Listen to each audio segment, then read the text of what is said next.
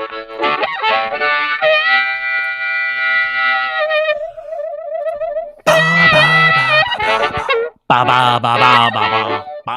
everybody. Welcome back. My name is Dean. This is our show. It's just that simple.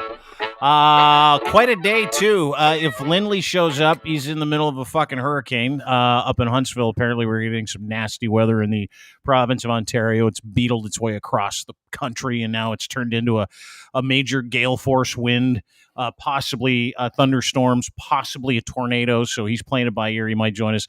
Chris Rook's got an announcement, our head of production. He's going to be by in a few minutes. We've got an official complaint, I think, to talk about a little later on as well. Lachlan wants to get to. We'll talk about disinformation. We've got a whole bunch of shit on the go. On the go. Oh, we got some Chris Sky news, too. I thought he was dead. Turns out he's just selling some chicken. Anyway, how are you, Locke? Nice to see you. I'm good. I'm just about to pin. Yeah. Our most recent episode. Here we go. Pin to this your profile. Boom. Pinning it to the profile. Yeah, that's how you get more action, more traction, more action. Apparently, I don't know. Someone just told me to do that, so I do that. Thank you for doing that. I appreciate it. Yeah, the time to air my grievances and my complaint will do on. You don't want to do it now? You want to get through some other stuff first? I think we should probably jump right in and get balls deep with this first guest. Okay. Is my guess on this one. Okay. I agree. I don't disagree. We can do whatever we want. It's our program. Yeah. That's kind of the benefit of it. Yeah. This is going to be very interesting. It really is. Because in the world of competing opinions, where you've got division sewed literally into the fabric of this beautiful country of ours. Mm-hmm. Sometimes it's possible for people to go, you know what? I want to talk to you. You want to talk to me, and we want to get to know each other's belief systems. How did you arrive at this place that you're at? We have competing opinions. You think X is going on. I think Y is going on. Let's try to figure out some common ground and have a normal conversation. So please welcome to the program, Andy Lee. Real Andy Lee Show on Twitter is where you can find her. Andy is a former federal candidate for government. She's also an independent journalist and an activist. Very, very well known in the circles that we all kind of travel in on Twitter, where it comes to information, competing conversations, corruption, trying to figure all that stuff out. Andy, welcome to the show. Nice to see you. Thank you. Thank you for having me here. It should be really, really interesting talk. And I think it's really, really important to, be open to other opinions. The truth isn't a monolith. I always say we find our own truth. And so that's what I try to do is, I try to find facts and put the facts out there and then, let people sort of make their own opinions and their own deductions based on those facts. And, you can arrive to a different conclusion than what I arrived to. And that's okay, right? That's what democracy is all about. Cordial disagreement is really, really important. And so we've had some cordial and maybe some uncordial disagreements, but who you and I? Yeah, but that's okay. We're here to talk about it, right? And we're here to hash it out. Is that what we're doing? We're hashing it out. Hash it out. And like I said, I think these sort of conversations are really, really important. It's really, really healthy and good to get out of your own echo chamber. And, sometimes, and I said, I'm always, I could always be wrong, and I'm never above having my mind changed, right? Mm-hmm. I think that's really, really important. So yeah, let's do this. All right. Yeah, I'm Andy, excited to do I have a question for you. Now, I just want to make a clarification. Dean, in his introduction of you, referred to you as a former political candidate. Are you still in a political party? Yeah, so I'm a part of the Western Party of Jay Hill's party, the Maverick Party. I ran for that. So that was the new party that was created last year. So I am still very much a part of it. I don't know if I'm going to be running in the next federal election or not. Okay. We'll see how that goes. We're on questionable ground here because we have a rule that we don't bring politicians in. So I just want to make sure. Do that to me right now, dude. You can't. I totally can. She's She's not a politician. Andy's an influencer / independent journalist / activist now. Hey, listen. Rules are in place for a reason. All right. And I just want to make sure it doesn't sound like you have plans to continue. But if you're a politician, which I was never elected. So am I a politician? or was No, I? wow. Okay. No, All I right. don't That's think a it's a good great point. point, Andy. We agree on That's the a first. good This is our point. first agreement. You're We not a got politician. some technical issues to work out maybe moving forward here. Yeah. Like maybe we're in some gray area here, Andy. So I'll let it slide today, but I may use this down the road. Your appearance Yeah. to make me put more politicians on. See, Andy, here's the one thing that I think you know is a good start for us. I have enormous disdain for political institutions, all of them. So I refused after about a year ago. I'm like, listen, every time we get a politician on, they give you their talking points, they twist the fucking questions you ask, then they never really ask the question. So I said, fuck it. I'm not interviewing any more politicians. I don't care where you're from. I find them all to be just as disingenuous as the next. Doesn't matter which party you're from. They never come on to answer questions with the exception of Nate Erskine Smith. I happen to think he's a beauty. But no, I absolutely have no respect for anybody who calls themselves a politician by profession. Do you agree or disagree? Yeah, I mean, I think that there's no doubt that politicians will always, use their own agenda to, and to use shows to push their own agenda, right? And they're fantastic at dodging questions. That they're professional question dodgers, right?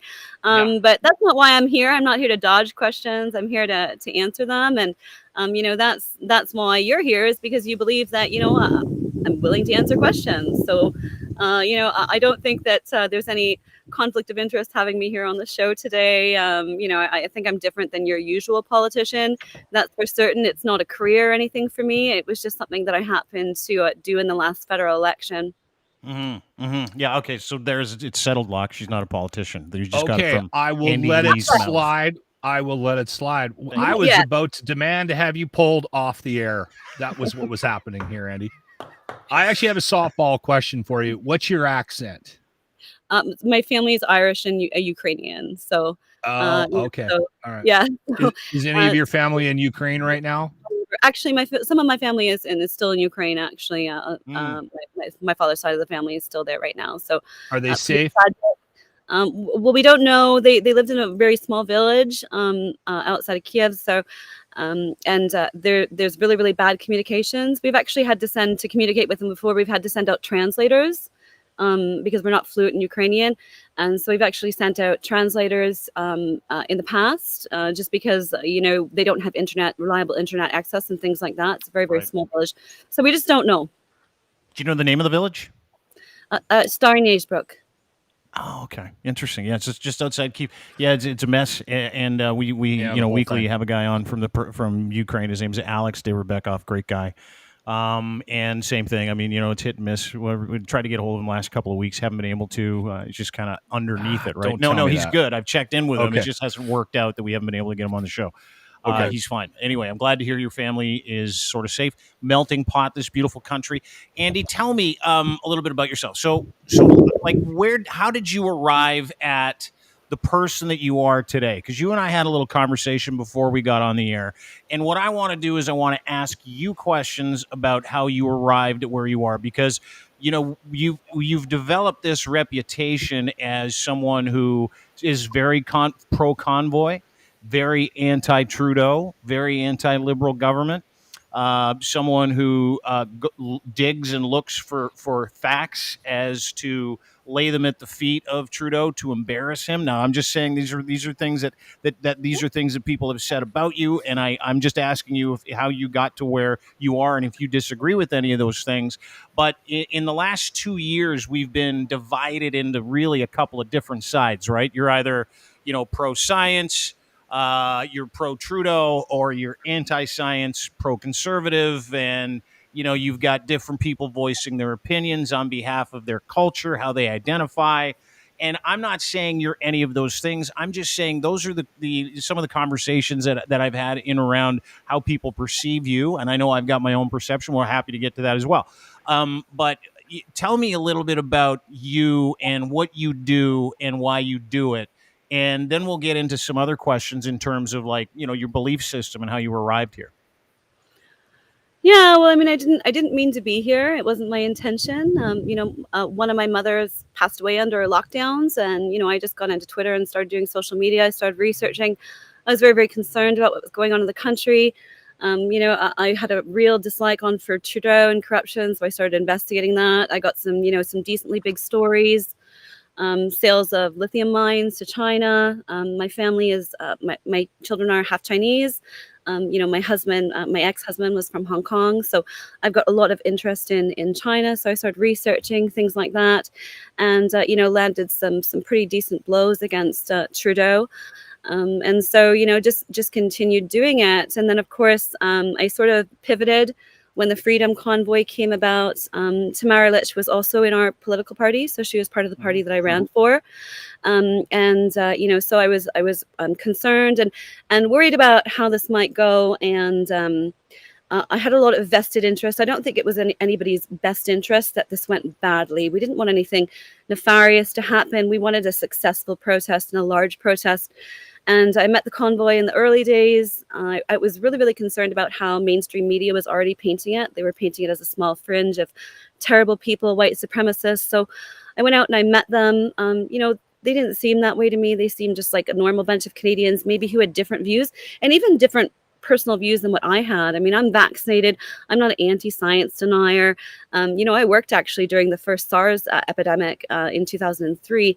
I frontlined that. So, I've got a lot of respect for this pandemic, but also have some disagreements. But anyways, it wasn't important if I agreed with all of them. It was that I disagreed with how they were being painted. So I sort of made it my mission to join the convoy, follow them, try to debunk any, nonsense stories that were coming out. We did see nonsense stories coming out. We saw the story about the convoy is full of rapists. There was the arson.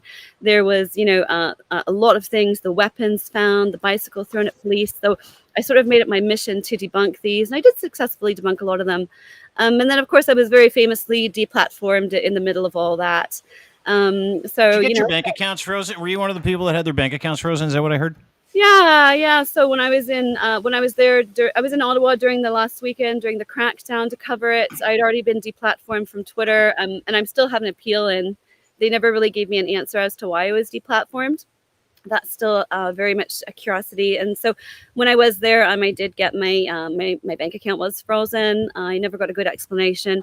We don't know if it was, if it was targeted, or there was also some people who, of course, were targeted outside of, RCMP instructions. So it's possible that happened because they were concerned about, transactions I was making while I was in Ottawa.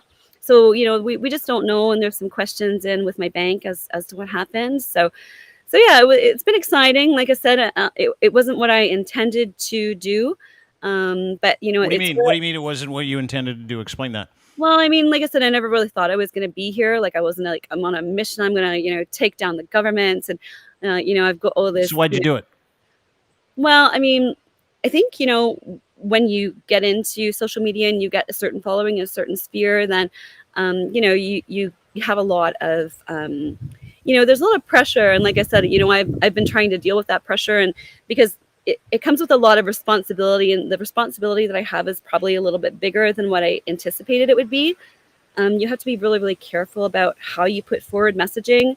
You don't want to, you don't want to stir up any trouble or make anybody do, anything that you wouldn't want them to do because of something that you said. So it's a really careful line that you have to tiptoe to be responsible, when you get to this level. And like I said, it wasn't really anything that I intended to do or anticipated being here. It was just something that I sort of fell into and happened to be good at. So I continued doing it. All right. Okay. I have a very poignant question. I'll decide if it's poignant. I'm going to get bombed. Oh, that's okay. You got a little one? You got a little human that wants to come in? Yeah, that's no problem. Go ahead, Locke. Oh, just give me 1 second here. That's fine. She's got to go deal with the kids, dude. That's running around. That's good. That'll give me time to poignate my question. To refine your poignant question. I always love it when you tell people before you're going to ask a question. Listen, here's a quick question. No, it won't be quick. And then here's a very important question, and you'll pivot to something about bowel movements. I'll ask the quick question. Then. Is it going to be quick? Okay, here we go. Sure. Andy's back. Go ahead, Locke. Andy, and at any point, if you need to take care of the little ones, make sure you just let us know. You can jump out at any point. We can always cover for you. Now, I get the sense based on how you just answered that last question that there may be some things that you don't necessarily agree with respect to this new movement that you find yourself a part of. If you were to sort of top line the things you don't agree with, would there be one in particular that was bothersome to you? Yeah, well, I mean, I was a big believer in the convoy, and I think that for the most part, it was an important movement, and it was needed, and for the most part, it was peaceful. But I'm also not blind to the fact that and this isn't unique to the right side or the left side. I think that we're seeing increasing polarization, and people sort of going to more extreme views, and social media is driving that. So there are some things that I disagree with, right? Like I do think that you should be respectful. I didn't like seeing, for instance, journalists harassed. And that's something that actually happened. I Sorry, I witnessed didn't it. understand that. Journalists what? Pardon me? Harassed. Journalists being harassed and things like that. That's something that I really disagree with. Even if you don't respect our mainstream media, and I have really mixed feelings. I mean, I have a good relationship with some of them, and then some of them I don't have a good relationship with. Some of them we talk. But I think regardless, you have to have boundaries. And like I said, I don't like to be the free speech police and say, don't say this. Right. I'm not Justin Trudeau. I'm not trying to censor the internet. You have freedom of expression. You're free to say whatever you like. But I will say that sometimes messaging is put forward in a way that's detrimental to what you're trying to accomplish. So I think that we're seeing that. And like I said, I don't think that's unique to the convoy or to the right side. I think that we're seeing that on both sides. I think that where a lot of us used to be centrists, we're seeing both sides sort of diverge and getting more and more sensationalist and, more and more extreme in what they would say, particularly online, to provoke responses, right? And it's really, really easy to fall into that. And it's a trap that I've fallen into as well. Anybody can fall into it. But like I said, it's not really healthy. Anybody can put out something that's really, really outrageous and get a lot of hits and a lot of clicks and a lot of popularity for doing that. But I'm trying to rein that nature in and be a little bit more moderate in my responses and how I put my messaging forward. Like I said, and Andy, you're not going to get as many clicks. Well, you know what? That's okay. That's okay because like I said, I was never I was never here for clicks. That was not what I was about. I was about trying to find, truth in all of this, and just researching and doing it for myself and for my followers and for Canadians. Okay, so there's a great jumping off point. What is the truth in all of this? You were very pro convoy. What is the truth about the convoy? People like me who think it was largely driven by theocratic businesses like the Plymouth Brethren Christian Church, of which we have tons of receipts, certain politicians that want to place theocracy at the door of the general populace, certain people who have economic axes or political axes to grind, that generally co-opted, I believe, some of the dumbest people in this country. Okay, and that's my opinion. And listen, you could share it or not, and I'm happy to hear what comes back from you. But the receipts that we have and the ones that we lay out on a daily basis prove this out, that generally speaking, the convoy was the work of the same people that get behind the Dutch farmers, Mike Flynn, who appeared on a beautiful big screen in Holland telling everybody to raise their flags like they did with the convoy, people like that have co-opted the movement. And so when I look at the intention of what that was, it's easy for someone like me who has no political side, political leaning, political affiliation. I've never run for politics. I never would. I think it's a mug's game, and I think it's for people that, by and large, have not a lot of options left in life when it comes to employment, and they know certain people or there's certain individuals within their ecosystem that they work with. They're like, hey, get that guy to run for us. He'll repeat certain talking points. So that's why I hate politics. But back to what I think happened. I think we have a very different opinion on whether or not that was peaceful and the intentions of the people that were there. So what do you think? And what do you, in your opinion, of why these people went, and why are you pro convoy, and what do you think is really going on? Well, I mean, do I know everything that went on? No, absolutely. I don't. I can say that, I was involved from the beginning. I had a phone call with Tamara. She was going to do this. There was a lot of wild stories coming out. Like a lot of people said that, it was a funded movement to fund Western separation, right? Like Gerald, that was a story that Gerald Butts put out. He put out this wild story that, we were trying to raise a GoFundMe using this convoy to, fund Alberta separation. I can tell you as part of that political party, that was never part of it. And, there was members in our party that weren't on board with the convoy to begin with. I was one of the first people to say, no, I'm going to follow this movement. Behind Tamara, right? That was just a bonkers story that went out. Can I say that there weren't people who were trying to manipulate the movement? Absolutely not, right? Any movement, it doesn't matter what it is. It doesn't matter if this convoy, it doesn't matter if it's Black Lives Matter, it doesn't matter if it's Antifa, it doesn't matter what it is. Anybody, there's always going to be somebody, if a movement's powerful, will try to jump onto it and try to use it for their own purposes. And those purposes may not be altruistic. Excuse me. So, Bless you. I'm not, thank you. I'm not unaware that, there may have been people who are trying to, use it for their own purposes.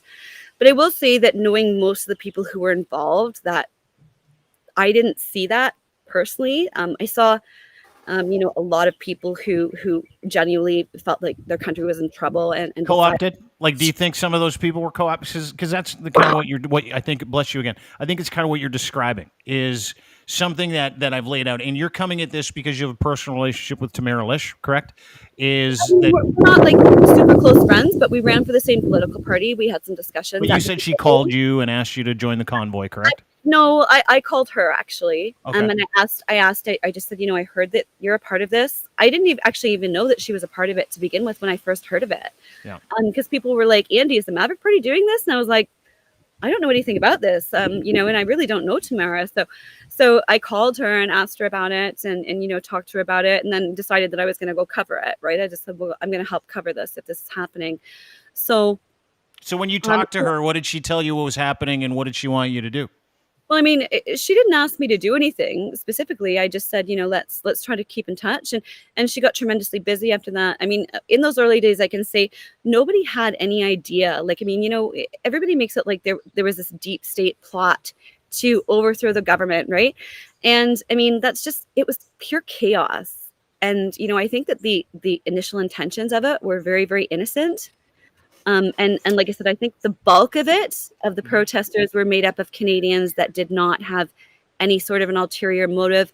I did have some issues with how it was handled. Like Warren Kinsella did an article on me and I voiced some concerns. I said some people should maybe not be speaking for this movement, i.e. perhaps Pat King.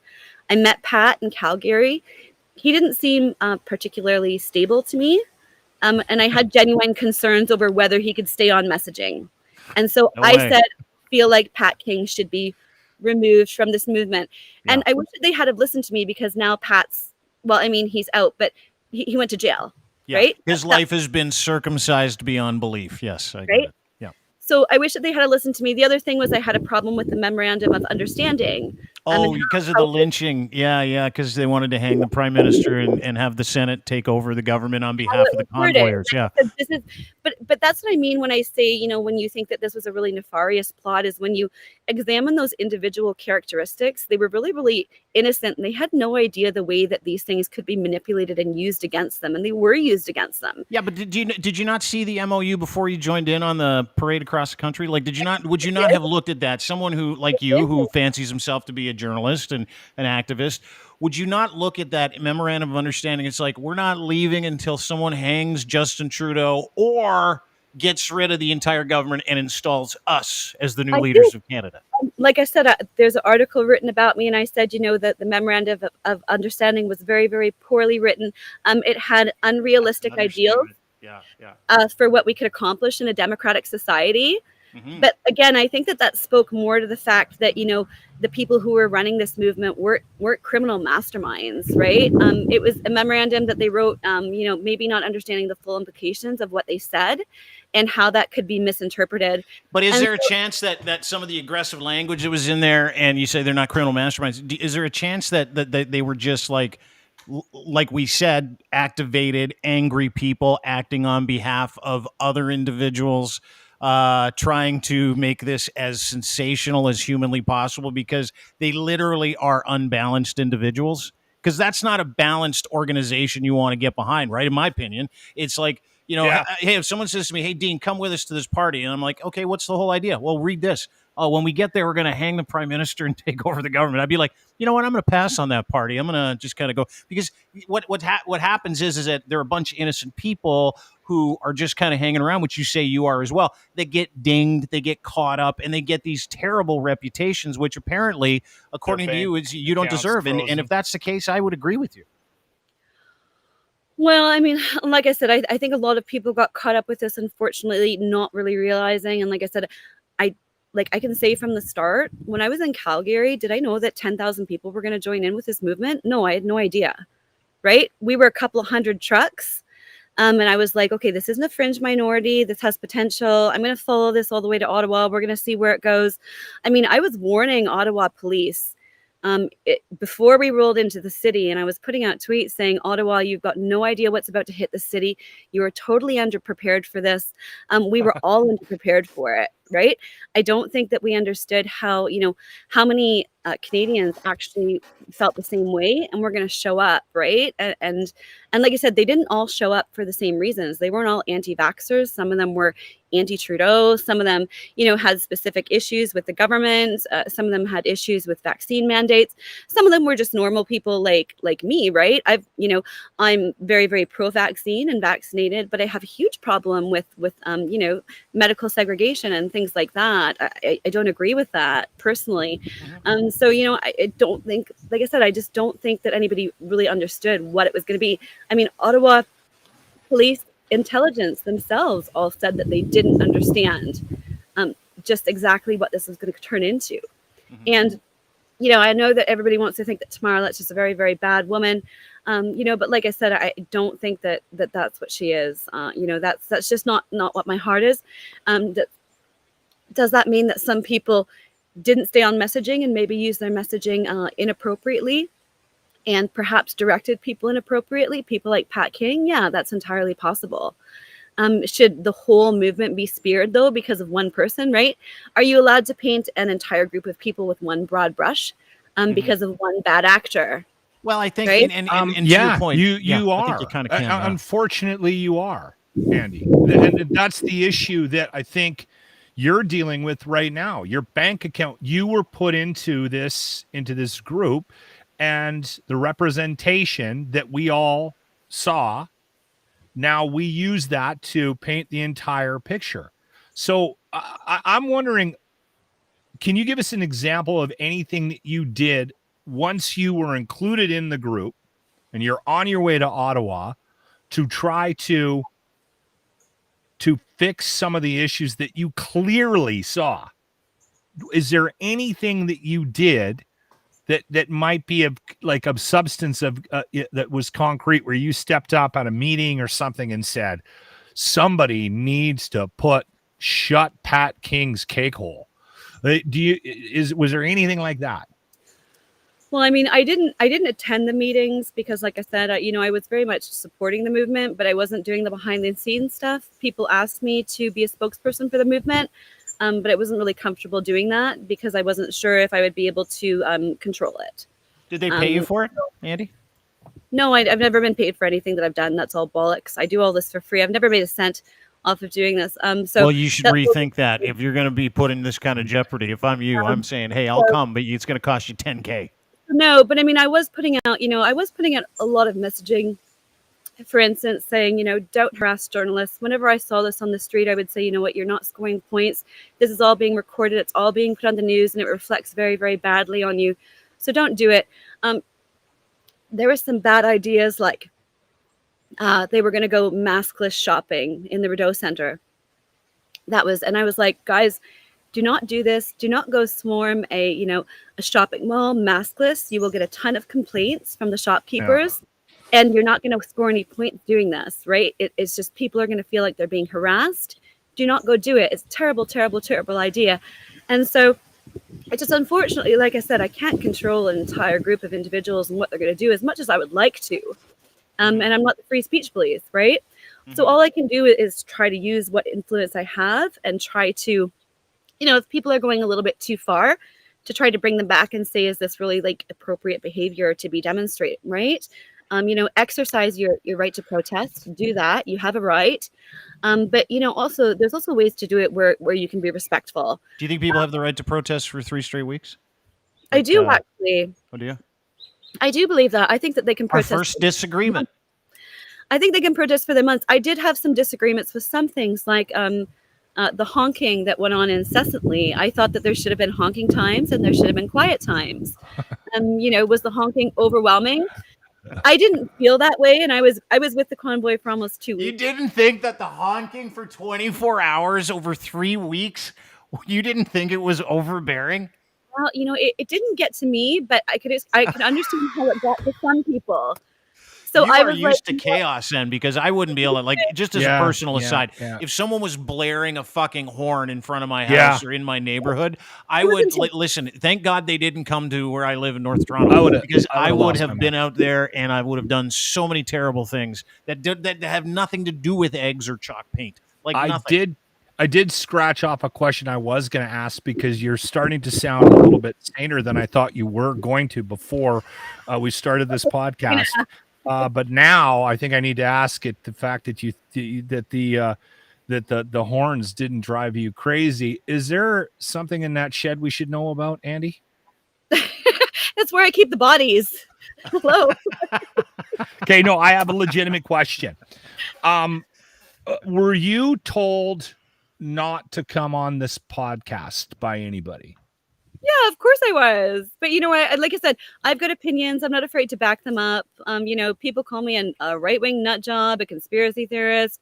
That's fine. Like I said, what I do is I dig, I find documents, and I present the documents.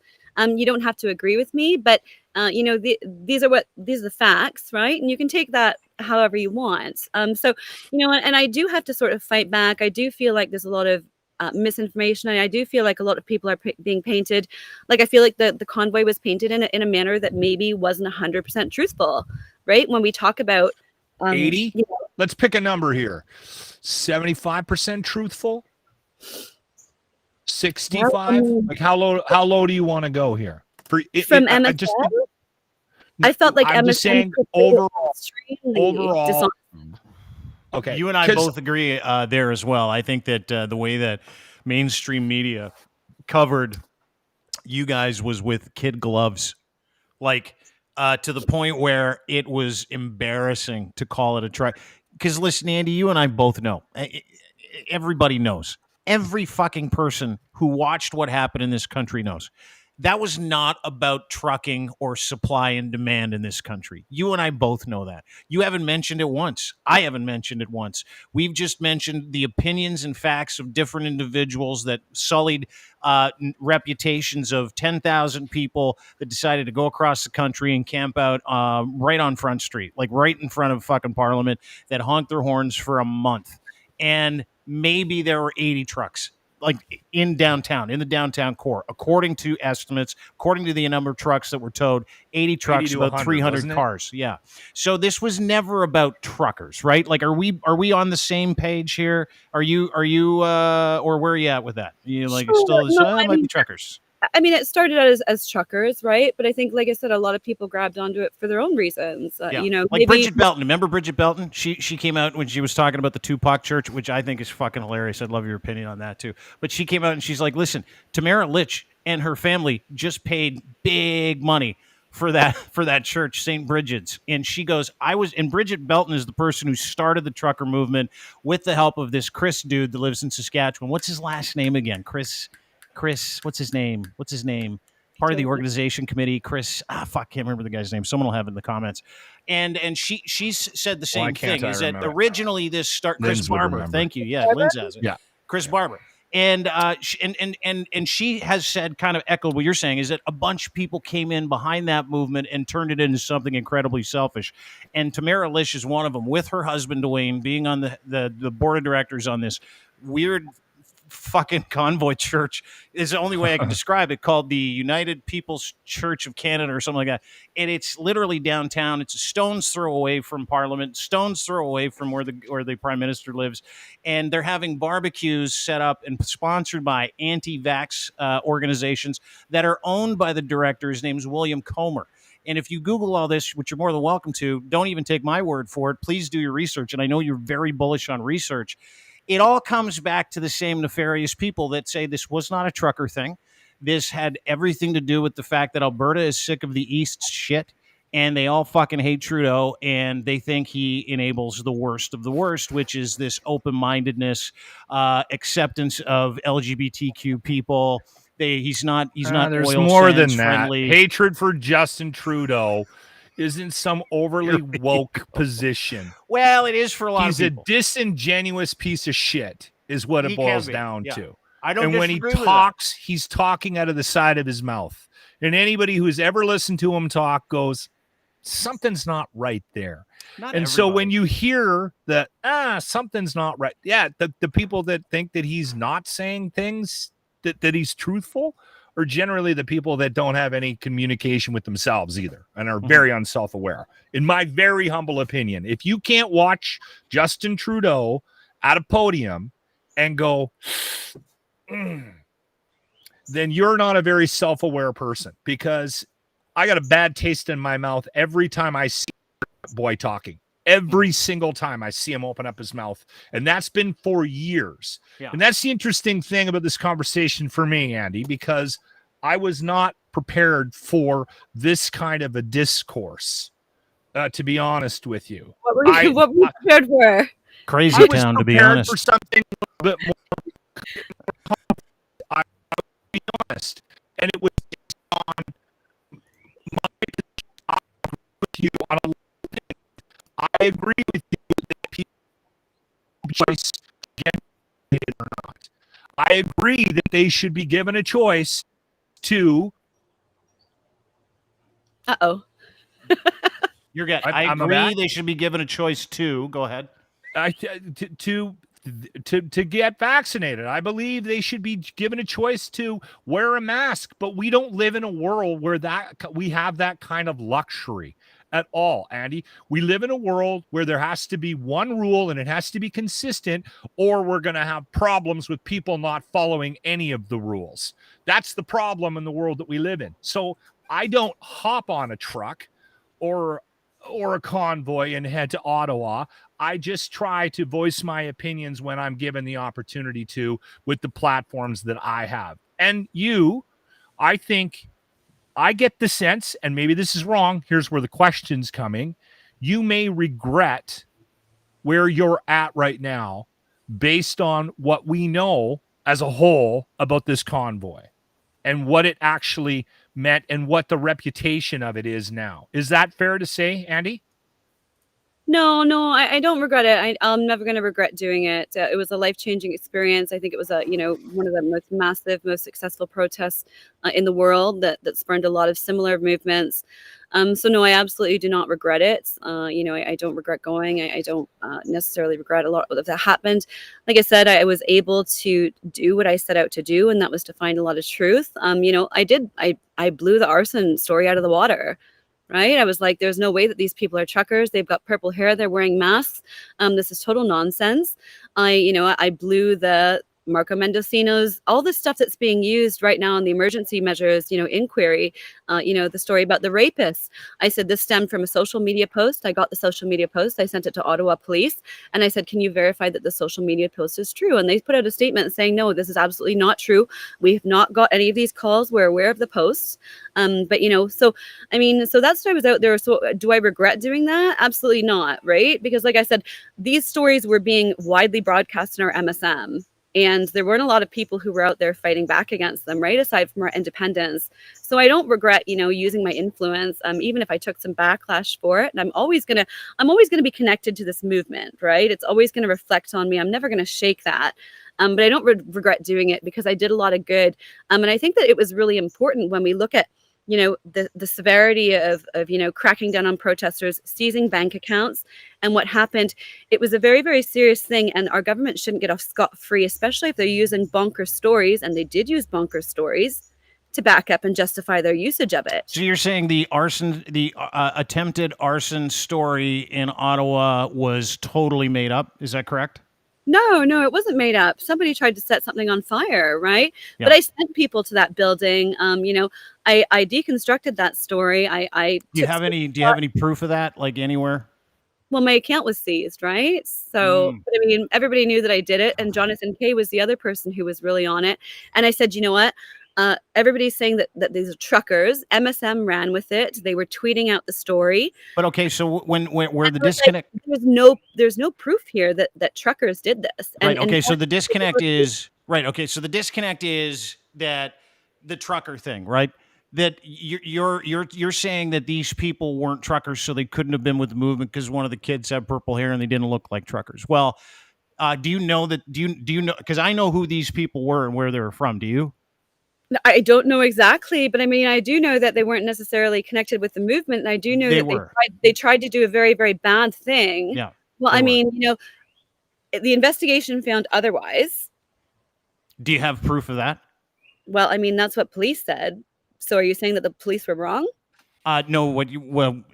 I'm not saying the police are wrong. What I'm asking you is because the people that went there were with the group. They weren't truckers. You're 100% correct, but they were with the group that came there to do no good. Certain parts of that faction that came there to do no good. Yeah. One of the kids was 21. The other one was 24. And they were with that group. They were at the camp out. Where was that? Was it Flamborough Road? What was the name of that? The staging area. What was it called again? Near the baseball diamond. Lynn's? I can't remember the name of it. Yeah, I can't remember the name of it. Anyway, long story short, and I'm happy to send you those receipts. But what that convoy brought that action, whether they were actual, like, I don't even know how you become a ticketed protester or a ticketed trucker, but they were with that movement, and that movement brought that to that place. And that place was, they did try to set an entire apartment building on fire and lock the front door. So whether or not they were with the truckers, I don't know. When you were referencing a woman who was allegedly sexually assaulted, and you sent that to the police and said, hey, is this true? And they said no. Coventry Road. Thank you very much. Coventry Road. That's where the staging area was. When you mentioned the Camp Eagle better. Camp Eagle was my favorite, wasn't it? Yeah. But the sexual assault, I don't know anything about. I would defer to you, and I'd have to look into that. I don't know. And I'm like you, where, I don't know if you remember Bernie Farber tweeted out this pamphlet of racial hate that actually came from Miami. Do you remember that?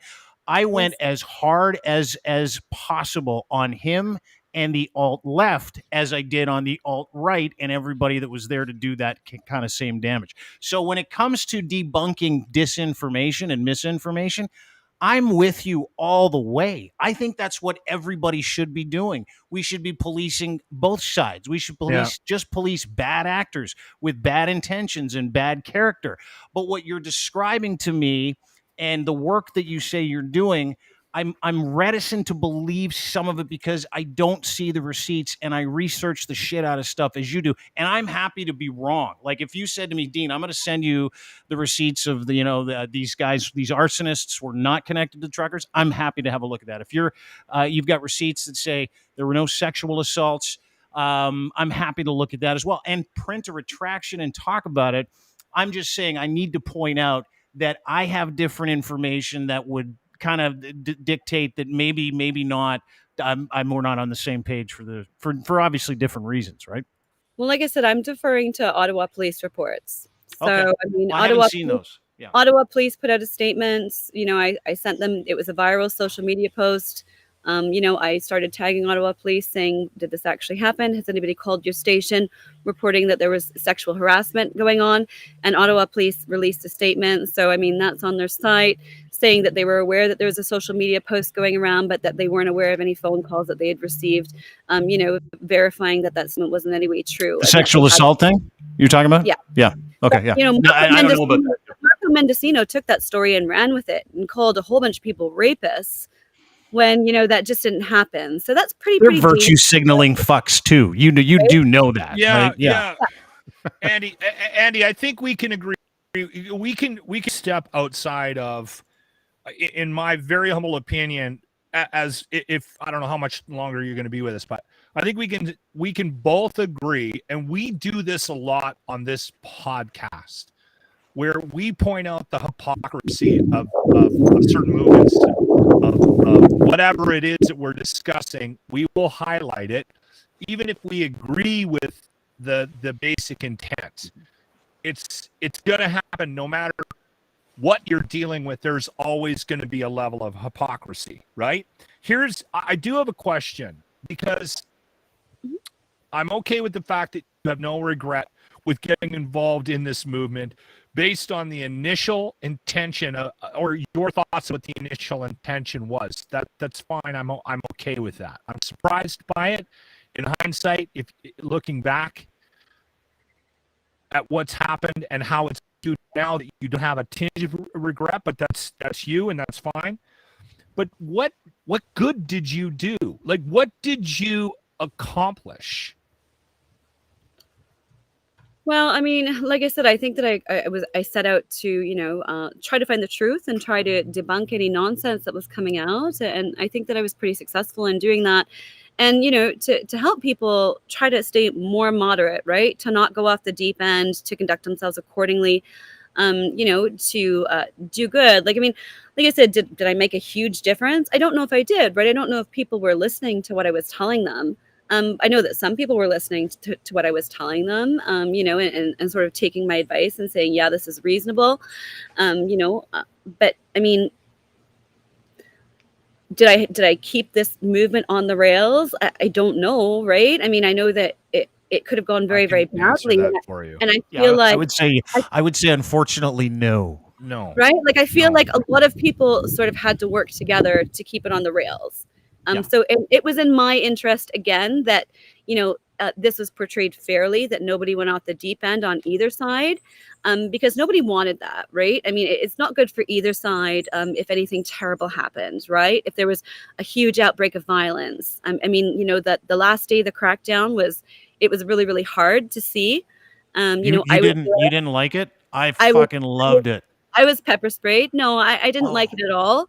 You were pepper sprayed, like, in the face? Yeah, I was recording when the police took their horses into the crowd, and I was actually pepper sprayed. And then I had to go into the police station and ask Chief Bell, what the heck happened. So that was really, really weird. But do you think it's reasonable after 3 weeks, when they give you like a week's notice to get out of the way, that you get out of the way, or no? Well, I mean, like I said, I disagreed with the way that the Emergencies Act was used, and I'm not alone in that. But that's a different subject. But this subject, like, you're talking about being, pepper sprayed. Like, they gave you a week's warning where they're like, we're going to come in and clear you out, so better get moving. The problem with this, though, there was ways that the protests could have been reorganized to make it legal. And why wasn't that done, Andy? Why wasn't that done? Here's the thing, though. I was talking to police every day, and I was like, has anybody talked to you from the city about redistributing these trucks so that businesses could reopen, right? And I was willing to help the truckers and talk to them and try to get the blockades removed. But there was none of that discussion. There was no mediation. So that's the problem, is, how do you go and say that this whole thing was democratic when our government and our authorities bypassed the entire very democratic process of negotiation? Which part is not democratic? Sorry, I'm not following you. Right? Oh, well, I'm just saying, everybody's saying that this movement was illegal, right? It was an illegal protest. It was an illegal protest. It was. Okay, but everybody bypassed the very democratic process of negotiation, right? Our authorities never tried. Who are they supposed to negotiate with? Like, these, you're talking about people that have a memorandum of understanding that says, we want to hang the prime minister. Let's negotiate. Now, how did we do that? They could have attempted to talk. They could have got a mediator, right? They did end up getting a mediator eventually, but I mean, it just, nobody sort of made an attempt to find common ground, right? Like what we're doing here today. Well, but this is different because we're having a conversation. You're talking about people who showed up with nooses, swastikas, flags that says "fuck Trudeau," threats to cause death, thousands of them, and trucks and like 10,000 people that literally parked at the foot of his driveway, tried to get to his house, harassed other politicians during the week who had to leave town, and they shut down an entire city center. and tortured the fuck out of the poor people that lived there with horns for 3 weeks. So when you say it was peaceful, I completely disagree with you, number one. And number two, you're talking about negotiating or coming to the table with a group of people who are showing up with tents to take a shit in the street, build huts, make chili, have bouncy castles, get drunk, get wasted, party, dance, So, and literally lock the city down in chaos for a whole week at the behest of Mike Flynn and a whole bunch of other dark money. So if which I do have receipts for, by the way, but if you're calling this a protest democratic, or if you're saying that there's a reason it got crazy, it's because they wouldn't talk to these people. There isn't, unless you're part of a military junta, there isn't a fucking government on this planet that goes, yeah, bring those guys that want to kill me into the office so we can negotiate a really cool little thing that they can do right on the doorstep with a whole bunch of big rigs and air horns. it's absolutely not outside of the realm of democracy to hire a mediator on both sides to try to resolve a situation peacefully before you result to violence. I don't think that's outside of the realm of violence. I don't think that's outside of the realm of possibility, actually. Okay, so I'm you're not suggesting into their demands, right? I'm not saying, saying that we're not going to leave until Justin Trudeau is out of office is a reasonable demand. But I'm saying that there was a lot of things that could have been done in retrospect that weren't even attempted to resolve the situation. The goal, in my opinion, was to inflame the situation and to let the situation get to a boiling point so that it had to be dismantled. Okay, you think that the reason why it got to where it got is because, one, the government refused to negotiate with extremists. Two, that they didn't do enough to come to the table. And what's that? Am I an extremist? I'm not an extremist. Who are the extremists? You support extremism. I don't support extremism. I do support protesting. I don't think, Andy, I don't think the fact that you were there makes you an extremist. No. I think this conversation. One Nazi flag again paints an entire population, right? Well, there was more than one Nazi flag. Unfortunately, it does. I mean, that's a bad example, Andy. Okay, so because if you're at my house, if I said, Andy, you come to my house for dinner, go ahead. And this is the problem that I have. Here's the problem that I have is that this always happens, and it happens almost exclusively on the right side. And I came out at Justin Ling about this when he was talking about it, and he was talking about, the alt-right. And I said, you know what, Justin, have you ever looked at Horizon Ottawa? Have you looked at the people who show up at their marches? Have you looked at who's posting their stuff? It's the Communist Party of Canada. It's the Communist Party of the Philippines. They support things. They hand out flyers that talk about the People's War. And the Communist Party of the Philippines is a designated terrorist organization in the United States. And this is who is showing up at the other side of rallies, on the left side. And that's a fact. You're not going to get into an argument. Well, hold it. This is brand new information. I know nothing about that, and I have yet to see anything about the Horizon Party. I can only deal with the information that's readily available. So if you can send that to me, that'd be great. Yeah, no, this is the group that was anti-protesting, right? They've got communist flags in their rallies. So I'm like, well, is this a fair thing to do? To say, well, there's a hammer and sickle there. Therefore, this is a communist march that, supports brutal regimes all over the world. Is that a fair thing to do? No, I don't think it is. I think it is. Yeah, I think it is. If they have a hammer and sickle and they're supporting communist extremism, I'd say fuck them too. I'd say fuck anybody. If you got a Nazi flag, and by the way, it wasn't just one; it was a ton of Nazi flags. Yeah. It was a ton of fuck Trudeau flags. I mean, listen, you and I both know that I'm movement. okay with the fuck Trudeau flags. I think fuck Trudeau is a little bit different than a Nazi symbol, right? I mean, anybody, and I don't like that stuff. I don't like those, when you make the little swastika with the syringes. I don't like that because that's tremendously, tremendously disrespectful to the Jewish community, and it really it's probably the most offensive thing that you could do is use that symbol flippantly on the planet as a comparison to our current government. I've got serious disagreements with our current government. I really don't like what they're doing, but I don't even like calling him a dictator because there are really, really evil dictators in the world that make Justin Trudeau look like child's play. Agreed. That's where I'm confused here, Andy. You seem to have gotten to a point where you're defending a movement that you also have a lot of issues with, and see, this is where you and I separate on this conversation, because I think you and I would share a lot of very, very strong opinions about our current leader and his corruption and his inability to lead this country. And unfortunately, the people standing in the wings, I think, are going to be worse. So it's not going to get better here in Canada. But if I am, Way to be positive, bro. this needs to be said out loud, Andy. This needs to be said out loud. And this is just how I live my life. But if I am involved in something and something shows up that is completely polar opposite to my position in life and my values and my morals, I am fucking going home. There's no way that I would have gotten involved in that convoy, made it to Ottawa, and been able to stand there. And this goes both ways. Hammer and sickle at an event on the left. I'm done.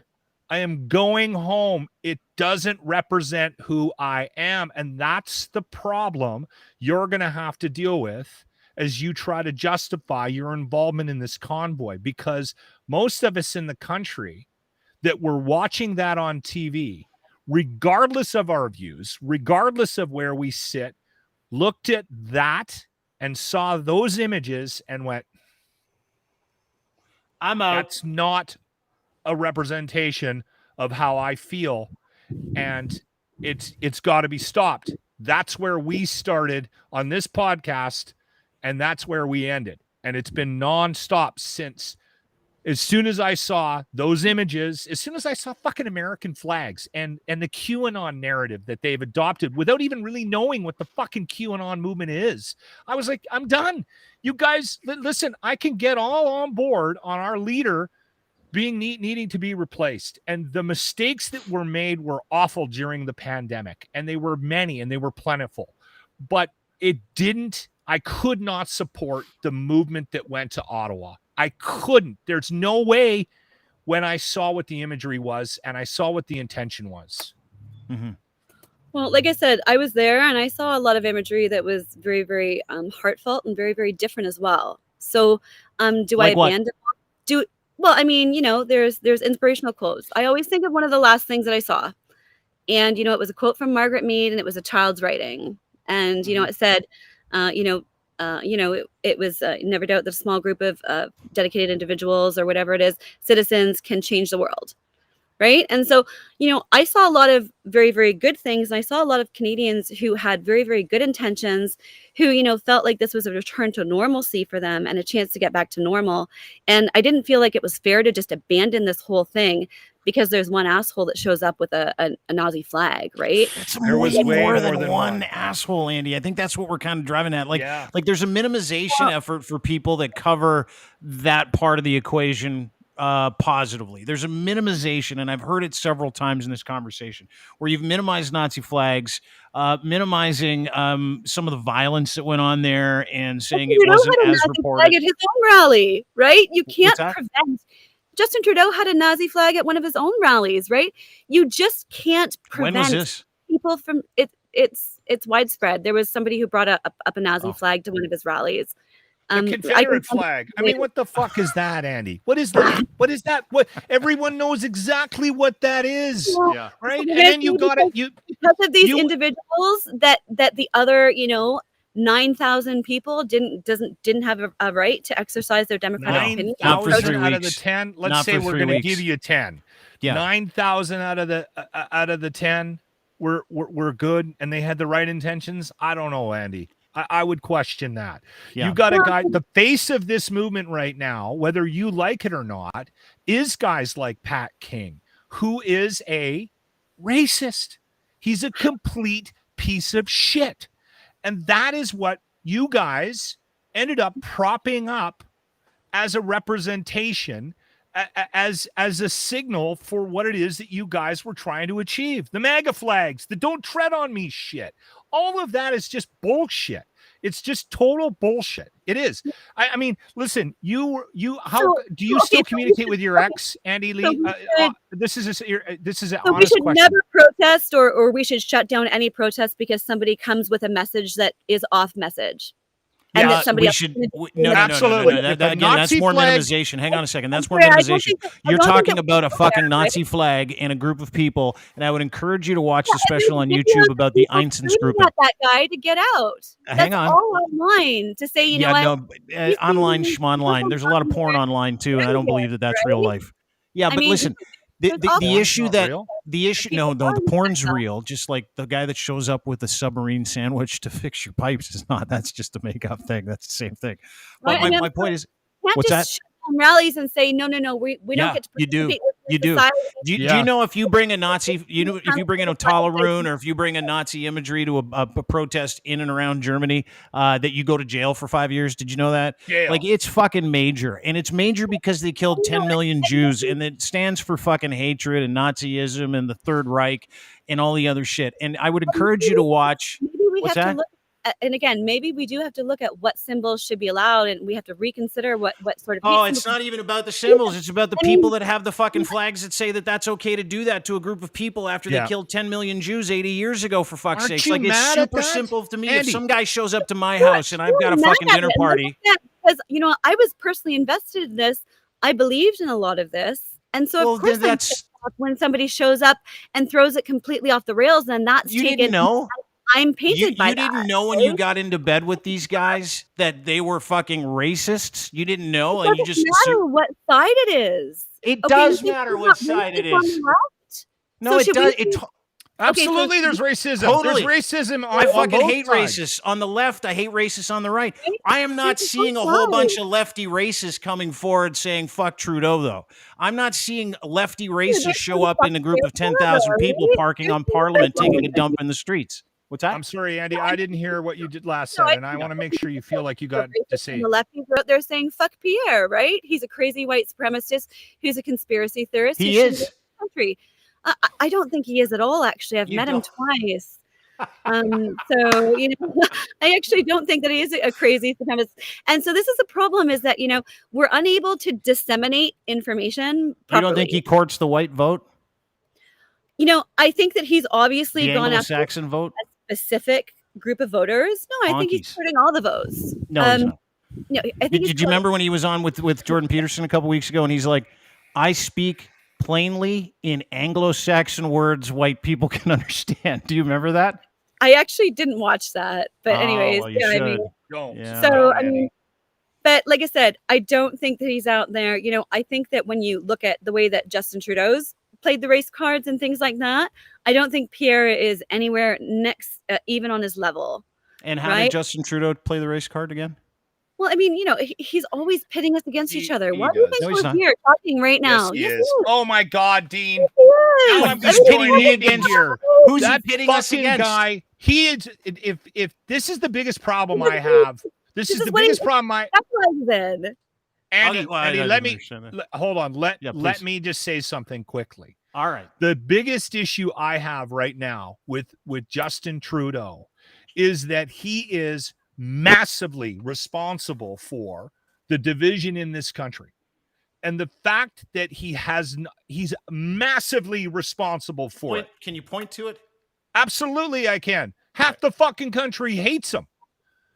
He is the most hated politician we why? have had in You're- Canada But why? in the history of Canada. Why? And if he doesn't think that he's responsible for that, I'm then there's asking something why. seriously wrong with that. Dude, I'm Because asking he- why. Hang on. I just want to know why. You got For to 100 justify why. reasons. Because half the country hates him. Let's just go with half the country hating him. Let's just say that's true. Let's say Why? more than half the country hates him. Why? But most people are terrified what's standing in the wings. Because he's divisive? Because he's very Well, divisive. point to the divisiveness. Oh, come on, Dean. You've No, I'm watched I'm asking because it's the I'm way not he setting you referred up to the convoy, the way he referred to the protests.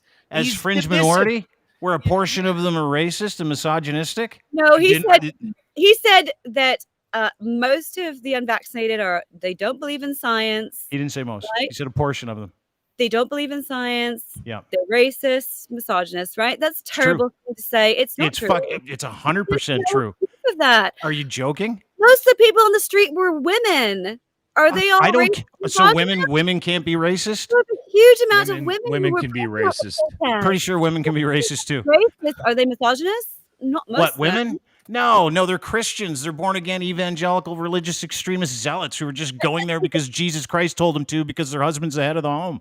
That's why they're Justin there. Trudeau has been more responsible than the extremism, in my opinion, created in this country than anybody. I would agree. Okay, I would agree. I think that he has pushed. I totally people agree with Andy on that. limit on either side of the scale, and he has done that very, very effectively. On purpose. Yeah. To try to win elections. Right, and he has gone out of his way. What he's done, because, like I said, if you don't use your words responsibly, these can have very real world repercussions. People actually lashing out and actual violence against each other. We've seen it, right? We've seen right-wing people lash out at minority groups because of bad rhetoric, just like we saw take the Bikers Church, for example, right? The Bikers Convoy, Rolling Thunder. So, everybody was saying that these people are a bunch of awful white supremacists. And what happened? The church ended up getting vandalized.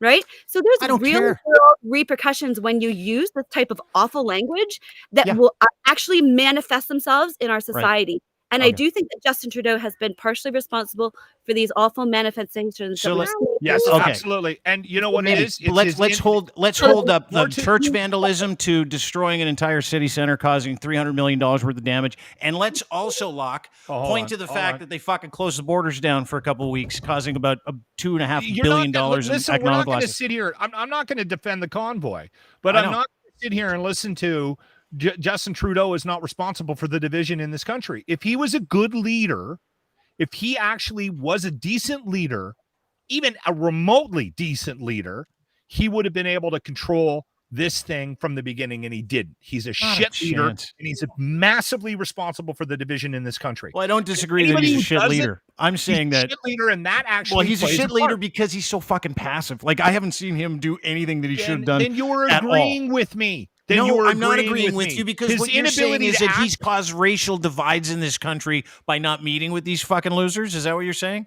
Like, listen, he's not the biggest driver. The biggest driver of racial hate in this country are extremists on the right that want to push white nationalism down your fucking throats. You're not going to get an argument from me on that, but you are going to get a disagreement from me if anybody tries to sidestep his blame that he should be owning for the division in this country. For hurting the feelings of a bunch of dumb honkies, is that correct?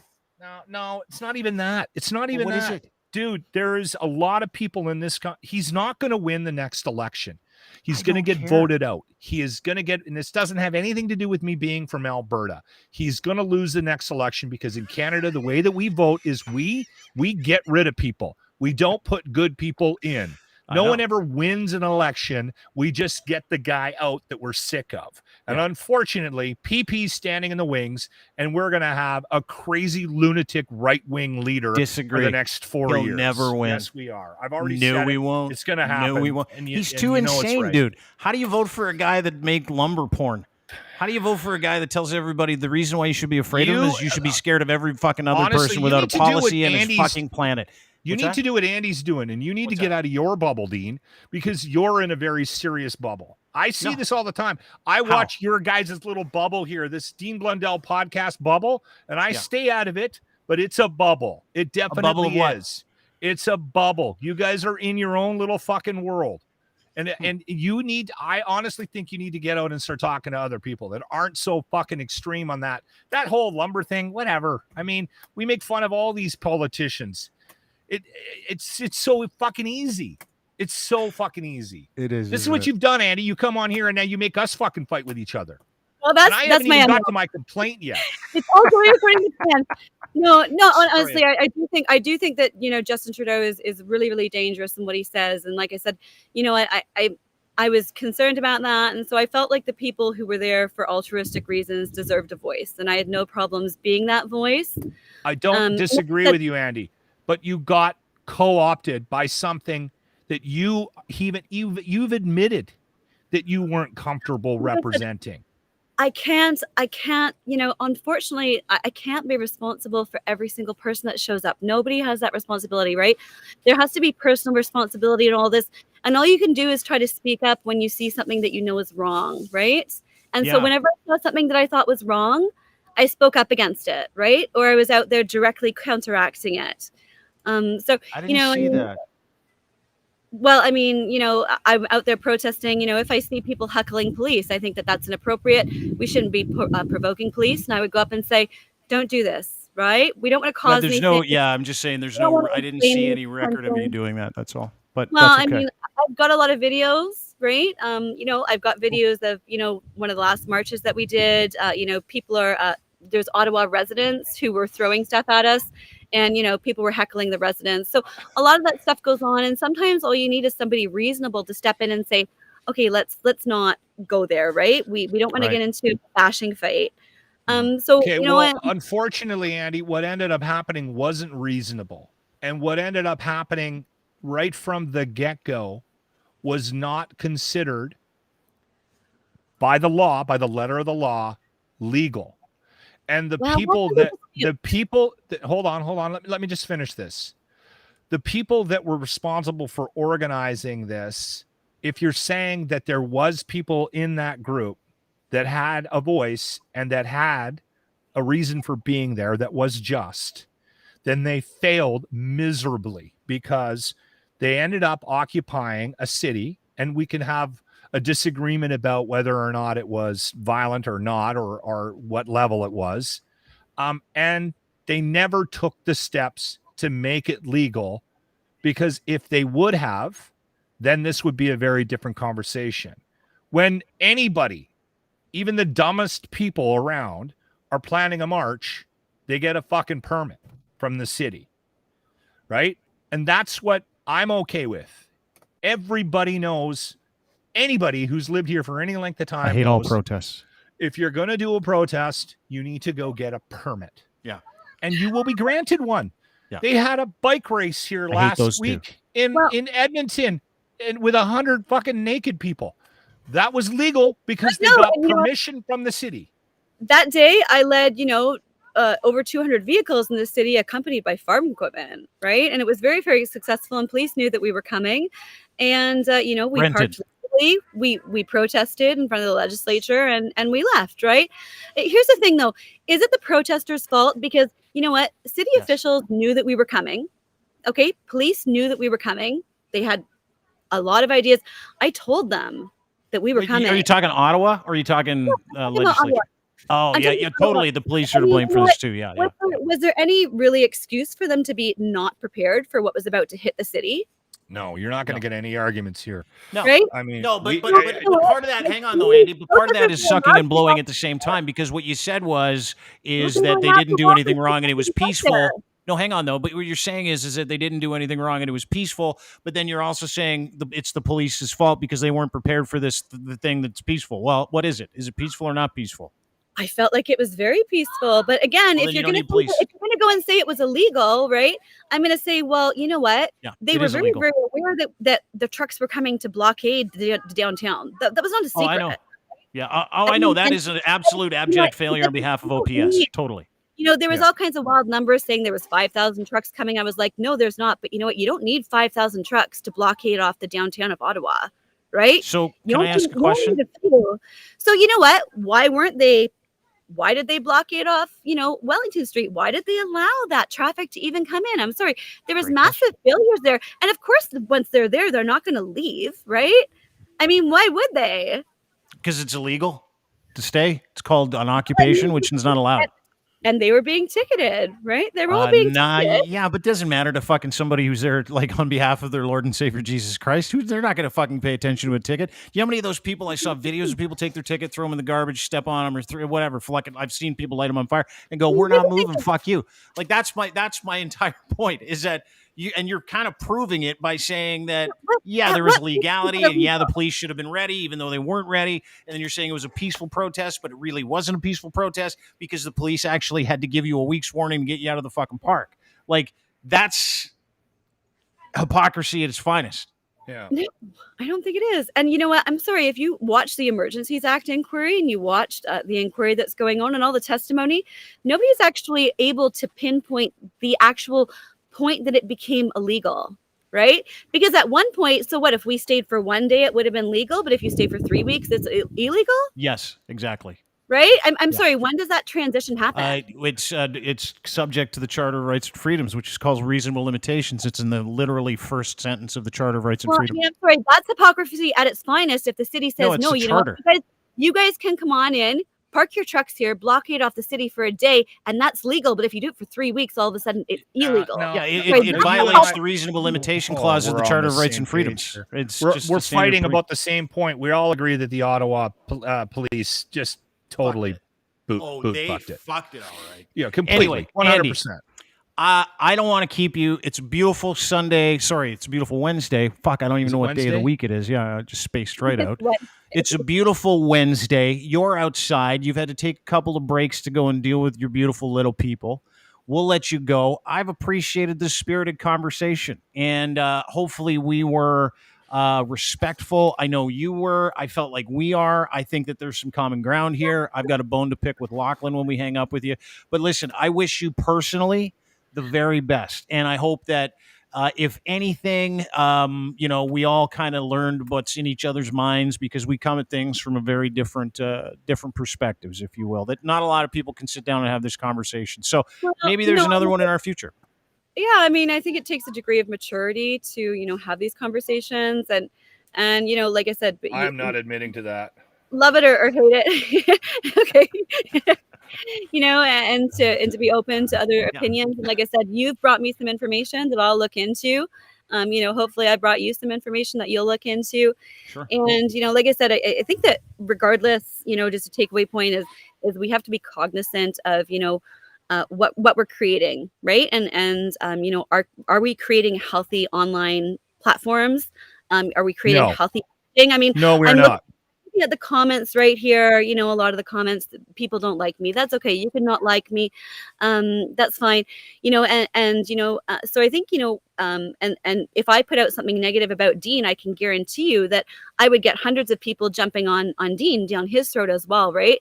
So it's kind of like, can we be better than our politicians, and can we wield our power and have mature conversations like this, and bring people back to center as opposed to encouraging really, really negative, harmful behavior. Right. And so that's what I'd like to see more of, because that's what I see our politicians doing is, they are creating more and more extremes. You're not going to get any. The thing is, Andy, you keep touching on things that you are never going to get a disagreement from from us on this podcast. Numerous things. Isn't it? Numerous things. But Or should we fight? but Do you wanna fight? I think you have jumped into a pool of and a group With the wrong and people. you are tied to an organization that, unfortunately, regardless of how you view the world politically, is not viewed favorably. And I think, listen, you've said some very interesting things on this podcast today, and I'm quite pleasantly surprised. But if you can take that away from this conversation, I think that would be very beneficial to you as a person and what you want to accomplish down the road. The other thing that I want to say is that I think you have some actual good points. And if you're ever in a situation where you're involved in an organization that is taking some heat, you need to be more aggressive and step up, because I think they could have benefited greatly from some of the things that you've said today. And unfortunately, that wasn't the primary message. What you're saying on this podcast about what that convoy was is not how it's viewed, like by a large percentage of the population. And you're going to have to own that. And that's unfortunate for you. Well, and it's led to some serious issues in your life, right? Like it's the account freezing and all the shit. Yeah. Well, like I said, I took a lot of backlash, and I'm never going to be able to shake that, right? I'm always going to be this, this girl who went and joined the convoy and got pepper sprayed and had her bank accounts frozen and got thrown off of Twitter. That's gonna live with me. And like YouTube I said, as well. Didn't you just get punted from YouTube? Is that correct? No, one of Mark's videos got taken off of YouTube, but YouTube does that. YouTube schmooty. Yeah, I hate them too. Again, look at us agreeing. YouTube sucks. Yes.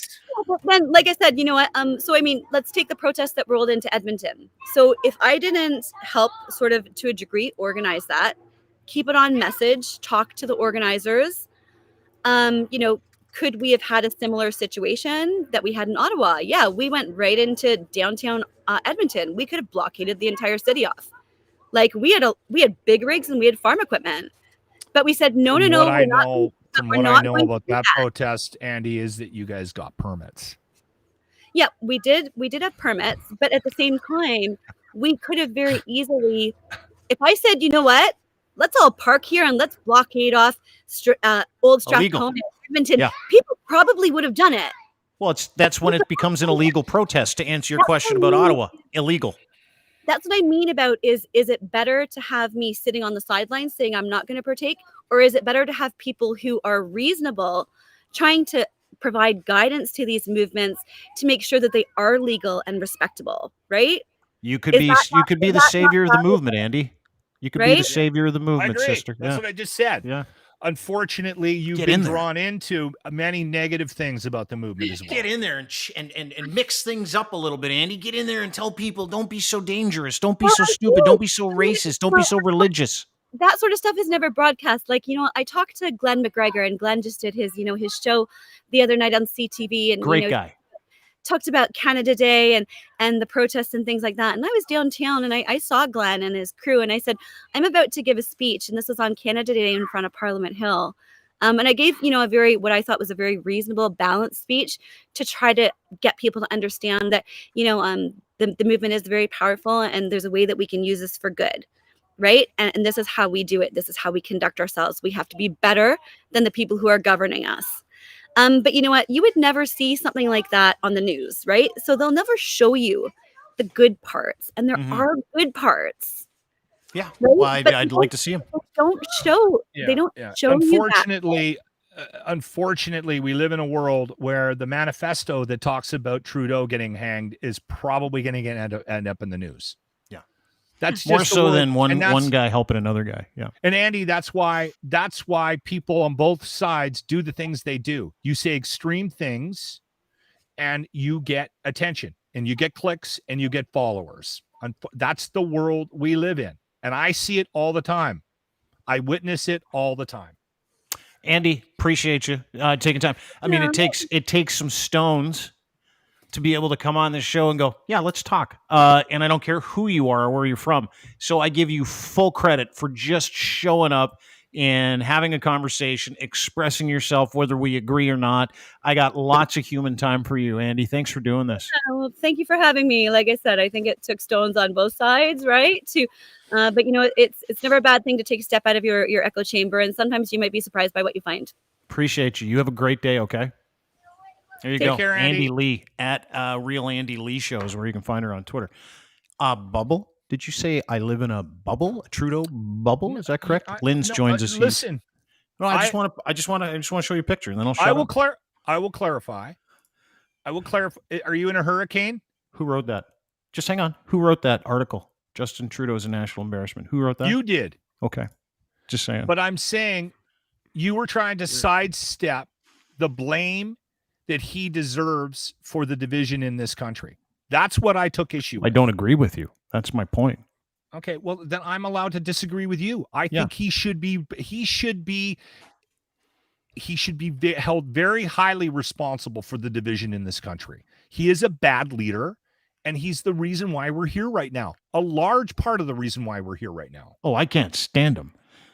He doesn't drive racial divide. And if you're a white person standing there going, he's disenfranchised me because he favors people of color, you can go fuck yourself. Hard. Every day for the rest of your life. No, because white people, no, It- because it's that's not what we're about- talking about. That's who hates him the most, or white people who they look at him and they go, he's giving everything to the gays and the minorities. He's giving everything to the trans and the gays. And I'm like, I don't think that's I fucking largely hate part you. of it. What's that? I don't think that's That's why I was asking the for like receipts or proof of the racial division you think he drove. I wasn't trying to fight. It wasn't a gotcha thing. No, I'm talking about the division in the country. And you've automatically pegged anybody that disagrees with him as somebody that's racist. I don't think that's fair. No, I don't. Dude, again, I wrote this. Justin Trudeau is a national embarrassment. He's virtue signaling. retweeted He it. went for a fucking major power grab in the last election, which Yes. fucking grossed me out. I cannot how stand can the man you- or his politics then because how- he is nowhere near as dangerous and duplicitous and as fucking dumb as anybody in the Conservative Party who's Absolutely, I currently totally trying agree to with you. co-opt it for extremism. And I feel much more comfortable having that virtue signaling turd burglar lead this country with the support group he's got around with him than anybody in the Conservative Party or in the NDP party. Why do you think I'm joining the Green Party? I'll join with you. We'll join together. We'll make Okay, a but- super party. Because listen, him being divisive doesn't have to be racially motivated. Totally agree. I wasn't referring to anything race related. I'm Okay. talking about the division in this country. She as a mentioned whole. racial division, and then you said he's divisive, so I apologize. I was kind of I was leapfrogging not- from what she said to not- what you're saying. Yeah, no. You Yeah. took that the wrong way. I apologize. But I'm not saying that he is responsible on any level for that. How? Division in this country, Linz has been he listening, needs so to he's be charged. responsible for it. Held How? responsible for it. You keep Yeah. saying He it, but does, you don't 'cause say he's a how. shit leader. This is a shit leader. So that I'd just say- causes Well, no, divisiveness. because hang on. Let me just kind of Yes. sneak in Have here. you ever worked in a building with a bad leader? A Yeah. weak leader? It sucks. A weak leader. Yep. He's a weak and, leader. and the whole building falls apart. Yeah. That's what's happening to our country. We have a bad boss right now. Well, I don't think agree. That's, I think that's alarmist. I think that's being a bit alarmist on like Locke. It's very generalized and without some sort of a, I guess, receipt or an example, like something you can give us as an example. Every time You he can't talks. okay, so not a valid one. Okay, I understand you listen, don't don't like talk. him, but you can't lay that on his shoulders. Every You time can't. I lay that on the church. I lay that on fucking the love you, man. the media. Absolutely, any sort Yeah. of left Oh, for leaning sure. media. I totally the media agree. is listen. The media needs to be held responsible for the division in this country as well. For sure. What I'm saying is, he needs, if he's sitting there in his chair right now, looking at the state of this country, going, "None of this is my fault," then he's a fucking idiot, because he is responsible for where we are at. He's Totally. the leader of the country, and if he doesn't take some account for where we're at, then he's a moron. And if people don't view him as responsible for where we're at, then I'm sorry. I am not going to be able to disagree. I'm not going to be able to agree with you on any level. And I'm not going to sit there and point out 100 fucking things that he's done in the last I'm just 2 asking for years. one. The election's a big one. That is a big That's one. what did it for me, where I was like, we're pretty sick. You're trying to grab more seats so you don't have to have the hassle of explaining yourself. He lost me. And I fucking didn't like him before that. And prior to that, it was didn't do anything for Indigenous people. And he like politicked his way to the Prime Minister's office saying he would. Did nothing until they started uncovering bodies in residential schools. Listen, the duplicity with that fuck is strong. I completely agree with you. Making fun of anti-vaxxers and saying he caused division because he made fun of some dumb rednecks, called them racist, misogynist assholes. I don't know I'm how he could have totally okay handled the with that. convoy. I don't judge him on how he handled it, because I'm not sure anybody would have been able to handle that situation properly. Mhm. But he was responsible for those partly, not 100%. He was partly responsible for those trucks being driven to our nation's capital. He needs to own that. And I the don't know thing about is, I wander around this province, and yes, I'm very Albertan. I live here. I I'm love it there. influenced by this province big time. But I have a very liberal leaning mindset, comparatively speaking, to the overall mindset of this province. In my You do. opinion, I think I do. And I think that he needs to be held accountable for that. Aren't you And Alberta's responsible. libtard on a daily basis? Like, I don't get people called when you, both. Dude, I get Don't called you both get Justin every money day. every day? It does not matter what happens on the show. Yeah. Somebody calls me a libtard, or they call me an extremist on the other side. By the way, shit lib is a new one. Like, I get called a shit lib 12 times a day Shitlib. by anonymous accounts. Yeah, shit lib. That's a new one. And, And I'm the- like, that and, one. and you I know like that what? one. Like, this is the criticism I have for Andy, right? Like, she's she had some good points. She did. And unfortunately, I don't think she is involved in the right group for what she wants to accomplish. She got sucked into an organization, and I think she's now a part of it, and she can't shake it. So she's just like, well, I guess I better do my best to defend the good parts of it. Lynch, but everybody's doing this on. Hold on, everybody's doing this now online, including us. We put extreme stuff out there to get clicks. Never. And then it ends up being, honestly, it's motivation. Like every day, I've even been a part of this. And when I see it, it just, to me, it takes a bit of the heat off of it.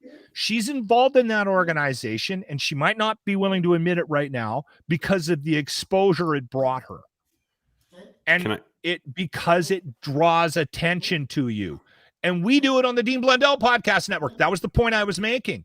You guys put extreme stuff out, sometimes for the humor of seeing how fucking crazy people will go. You guys do it for shits and giggles. All the time. And I don't know if that's helping. I've brought this up countless times. If we are trying to make the world a better place to live in, is that helping? Ryan, that's my only point.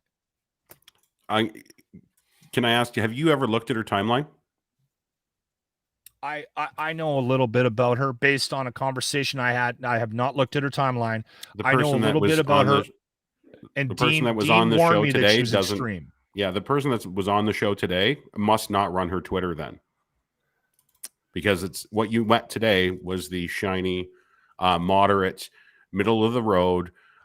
Let's just all get along. And then she's going to leave here. She's going to go on Twitter, and you're going to see the tweets that she puts out. Absolutely, because she wants that attention. You were sold something today, and it was a load of bullshit, is what you were sold.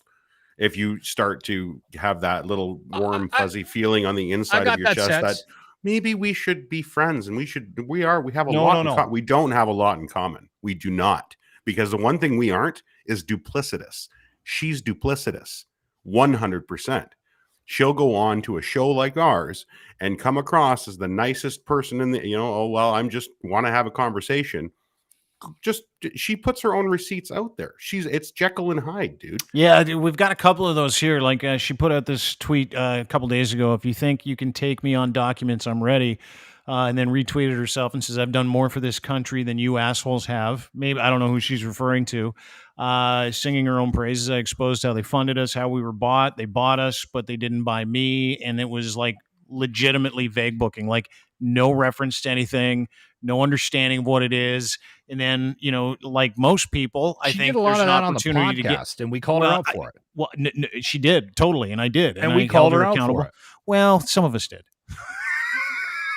I don't know I don't know her at all from a hole in the ground. I know. I never heard of her until this morning when you said, and you told me that we had a juicy one for today. And what did I say? I said, well, I will play the asshole here. Yeah. And I will do things like ask her if she's got a body in her shed. And then you try to warm her up so that we get something out of her so she doesn't hang up right away. Well, you know what? But I had no motivation at all to fucking do anything but tear her down But whatever. Ryan, no, I know, me neither, because like I wanted to find out what she really believes. Now we kind of know what she really believes, but we didn't because it was obfuscated behind, I just want everybody to get along. I just want to do this. I just want to do that. Like if she had read the last 2 weeks, anything from the last 2 weeks in her timeline, probably would have got a different version, but that's the version she wanted to present to us. And Ryan is 100% correct. And as are you, when you say, hey, listen, a lot of people live in these bubbles and these, cones of silences and echo chambers and stuff like that. And so what I wanted to do was have her, and lots of people told me not to have her on too. And the reason why I wanted to have her on is because this is going to sound terrible, I haven't talked to one of those people yet. Like we live in this fucking world where we've all been locked down. We take shots at each other over the bow of boats. And I'm like, I wanted to talk to her. I wanted to find out what she believes. And when she was saying something I didn't agree with, I would offer my opinion, or I would say, hey, the receipts here are different. Then, we would go down that road and it would get weird a little bit. But at the same time, that's exactly what I wanted. I didn't want us to go, oh, we're going to carve this person a new one for being I that wanted to have some person fun on with it. Twitter, because that person on Twitter is very different than the person we got here. And everybody deserves that human opportunity to explain themselves. And we gave her that human opportunity to have a conversation. And I am very glad we did, because what came out of that, Linz, you watched most of it. I know you're kind of hopped in and out because you got some terrible weather up there, and I appreciate you being here. We're in a tornado. But what I got, did you see a tornado today? Did one Not touch yet. down? We haven't. No, there was one Get the close, belt. but it. What's that? Get the belt out. Yeah, no, tie but- yourself to the fence. My point is this, is that Andy had an innate ability for all of us to kind of have a conversation about her, right? And I wanted to know about her because I don't know about her other than the fighting that goes on online. And that's actually how we decided to do this. Someone's like, Dean, you should debate her. And I'm like, sure. And then she's like, I guess. And then, her people got fucking crazy, started texting me, calling me a washed up loser, fucking this guy, that guy, old fuck. Death threats, all the stuff that you get from that side of people. And then I'm like, whatever, don't care. Still, we'll see you on Wednesday at 3:00. And Andy was kind enough to join us. And listen, whether I think the person on Twitter is very different than the person that we just interviewed doesn't even really matter. What mattered is that Can I speak to that? we got two different versions, two different sides. Everybody is fucking taking refuge in their groups and their communities and the tribalism of all the shit.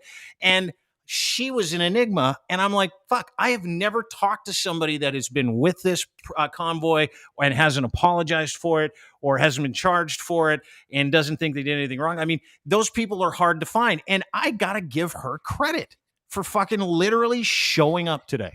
Like, I do showing up. I do too. Whether or not she's duplicit online after the fact, that's beside the point. And I'll point something out. I see tweets all the time from people I like and know, and when I read them, I go, and I see stuff from Dean where I go, oh, what a cock, right? I see Linz, I'll see your shit, and I'll go, I'm not retweeting that. He's being a dick right now, and it's not the guy I know. Yeah. And when I'm online, I'm pretty sure people view me very differently than if they were having a conversation with me in person or listening to this show or my show in the morning.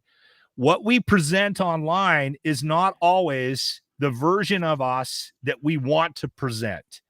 So, and again, I talk about motivation. When I see you guys online, and I've criticized both of you for this, when I see you guys online, I know what you're doing. You're being dicks just to fucking stir the pot to get fucking clicks to see how much action you can get. Sometimes you are. You have to admit it. Never. And so can you admit, though, that people reading some of your shit might have an opinion of you that that isn't necessarily who you are trying to project? Don't care. Dude, do you not, how long have we been doing I this? don't care, and I know you don't care. Not I'm know asking me? you. Yeah. Here, let me explain something to you. And I think let this be the baseline for everything I do. I do not control my reputation. I do not control what people think about me, the perception that people have of me, and I don't give a fuck. So when I do things, I do them for one reason and one reason only. I think, crazy me, that contributing to the greater good, whether it's humorously, whether it's truth, or whether it's trolling, contributing to the greater good, meaning catering to the 90%, is the most important thing to me. I never put, I do that a little bit. It's fun. Where I put stuff out and I'm like, hang on, how can we have fun with this? How can I get the attention of the fucking lunatics and the crazies? And how can I give red meat to people who just want to crack on with fucking life and want to understand what's going on around them? I put out a post today. With that. Yeah, I put out a post today. It's been our biggest post to date, I think, because everybody's fucking losing their mind over disinformation, about where disinformation in Canada comes from, right? Tell me if this is untoward. Linz, I'll ask you because you're not from Alberta. No offense, Locke. Just joking. This is the title. Here's a light look at who drives all the different disinformation in Canada. It's all about the network. That's not clickbaity. That's like, hey guys, I know it's confusing out there. Have a look and see who pays alt-right lunatics like the National Post and all the Post group of companies and True North and Rebel. You can get it at deanblundell.com, by the way. I'd highly encourage you to read it. It's a great read because I wrote it. But I look at this like it's a fucking service. I don't look at it like, do I like having fun with it? Do I want to get headlines that people pay attention to? Of course, that's why we're fucking here. Why do you think people put deals in the windows of their fucking stores? So people come in and go, where's that deal? I'm not intrigued. criticizing it. I'm just saying it needs to be highlighted. If we're going to highlight it on Andy, it needs to be highlighted on us. Sometimes we do it. I do it. Sometimes I try to put stuff out there, be it funny or sarcastic or whatever, to bring attention to what I am doing on my show, to bring more ears to the show. And I'm not very good at it. I get told by you guys I'm not very good at it. I'm not. But if I was better at it, I'd be doing exactly what you're doing. So, but being aware of the motivation behind something, and I think that's important when you're looking at and you're judging somebody like an Andy Lee. I think she's doing exactly what fucking we do. Exactly what we do. She's just coming at it from a different perspective. Where's the virtue in it, though, on that side?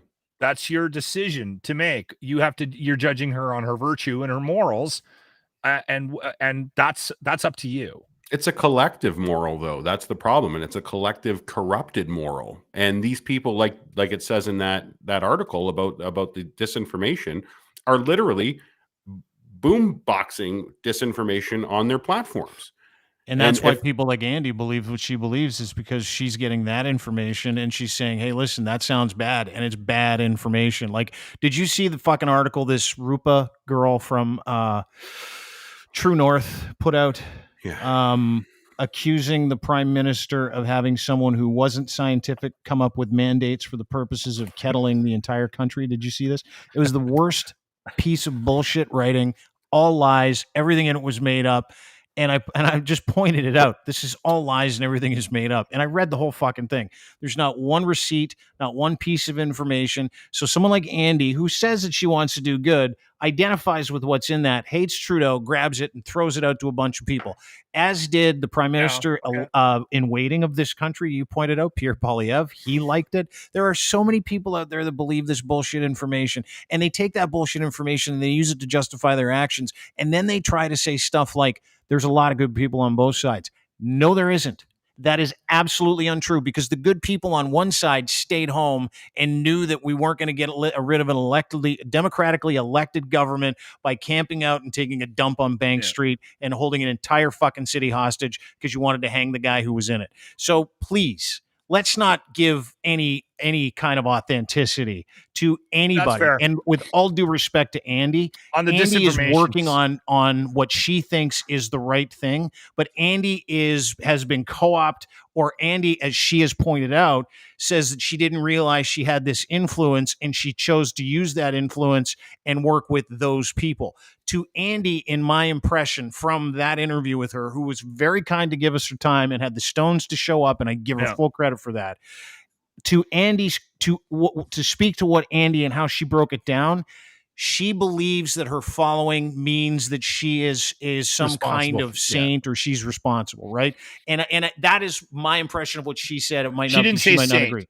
She she like did say that, so to speak, someone who could, like, she was talking about how if they would have just talked to her, everything would have been better. And I'm like, I think to a certain extent, she might have been onto something, based on some of the concerns she had. On something.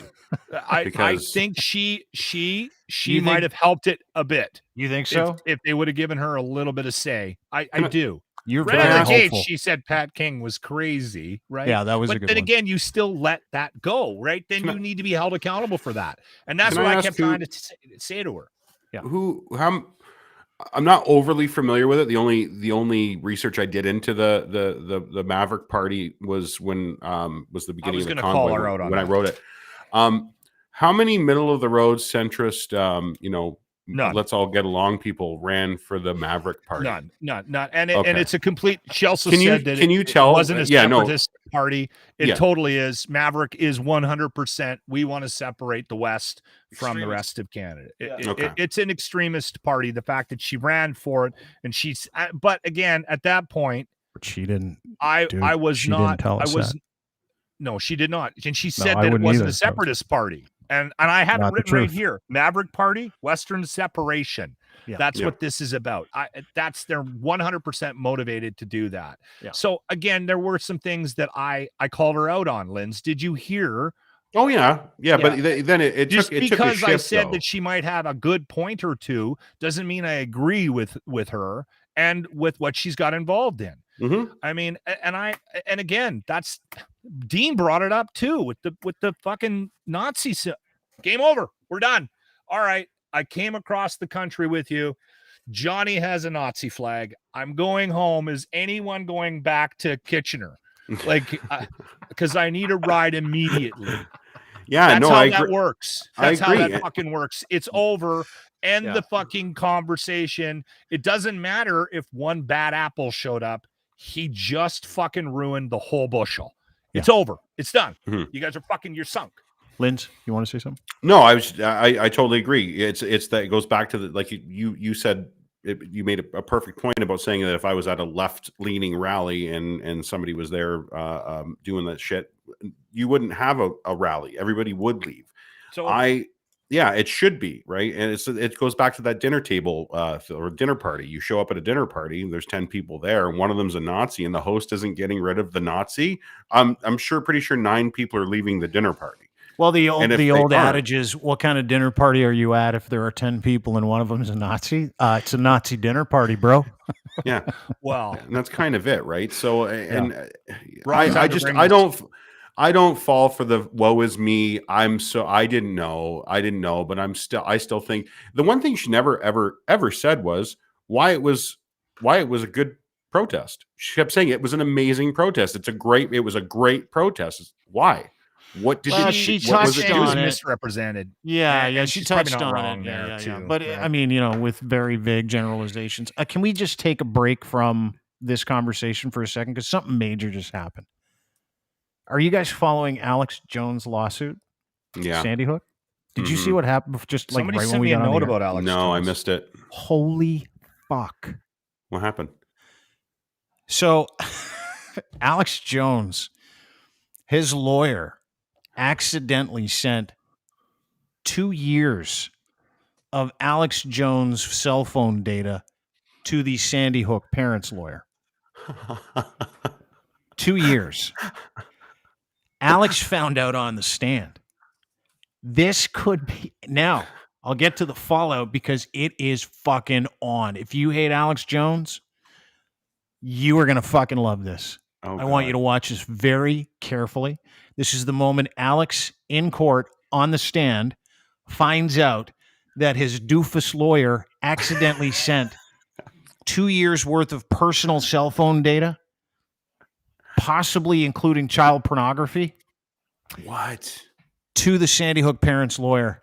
Let's have a watch together. Mr. Jones, you know how an iPhone works, right? You've had iPhone text messaging for several years now. Yeah. What does it mean if the messages are in blue? Whose messages are those? Whose phone is this taken from? I don't know whose phone's taken from. I mean, I turned the phone over and said, take the stuff off. Can I have you look in the very bottom below the very bottom left corner? Is that your phone number? Yes. So you did get my text messages. And it said you didn't. Nice trick. Yes, Mr. Jones. Oh. Indeed. You didn't give this text message to me. You don't know where this came from. Do you know where I got this? No. Mr. Jones, did you know that 12 days ago, your attorneys messed up and sent me an entire digital copy of your entire cell phone with every text message you've sent for the past 2 years, and when informed, did not take any steps to identify it as privileged or protect it in any way. And as of 2 days ago, it fell free and clear into my possession. And that is how I know you lied to me when you said you didn't have a text message about Sandy Hook. Did you know that? I told you the truth. This is your Perry Mason moment. I gave them my phone, and then Mr. Jones, you need to answer the question. No, Did you know this happened? no, I didn't know this happened. But I mean, I told you I gave them the phone over. Just Just And answer you the said, question. you said in your deposition, you searched your phone. You said You pulled down the text, did the search function for Sandy Hook. That's what you said, Mr. Jones, correct? And I had several different phones with this number, but I did, yeah. Well, of course, I mean, that's why you got it. No, Mr. Jones, that's not what happened. My lawyer sent it to you, but I'm hiding it. Okay.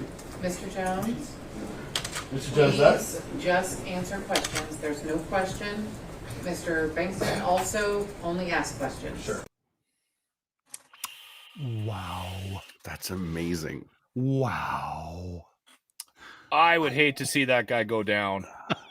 Do you see that maybe being like some sort of mistrial thing though? Do you think that might be why?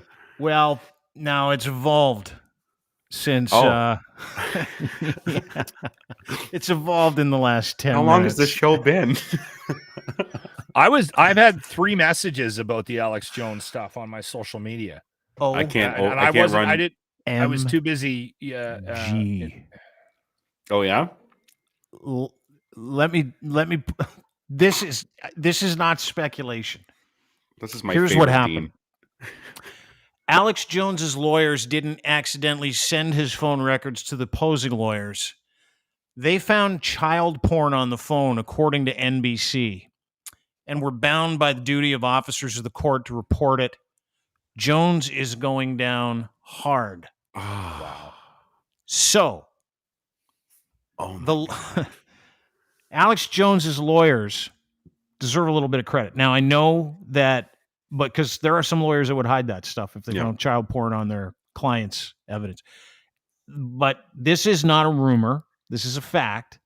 Alex Jones on trial for denying Sandy Hook parents the privilege of having a peaceful existence without their children.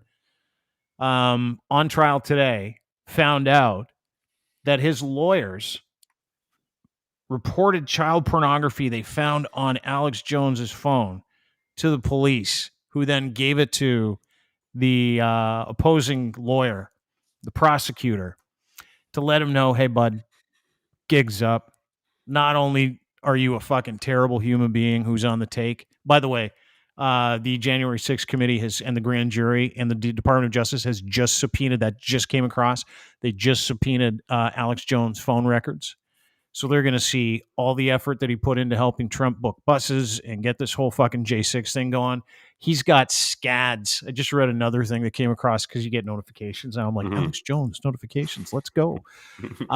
He has apparently scores of child pornography on his telephone. Oh my God. Alex Jones, child porn maven. So will he go to jail? Oh yeah.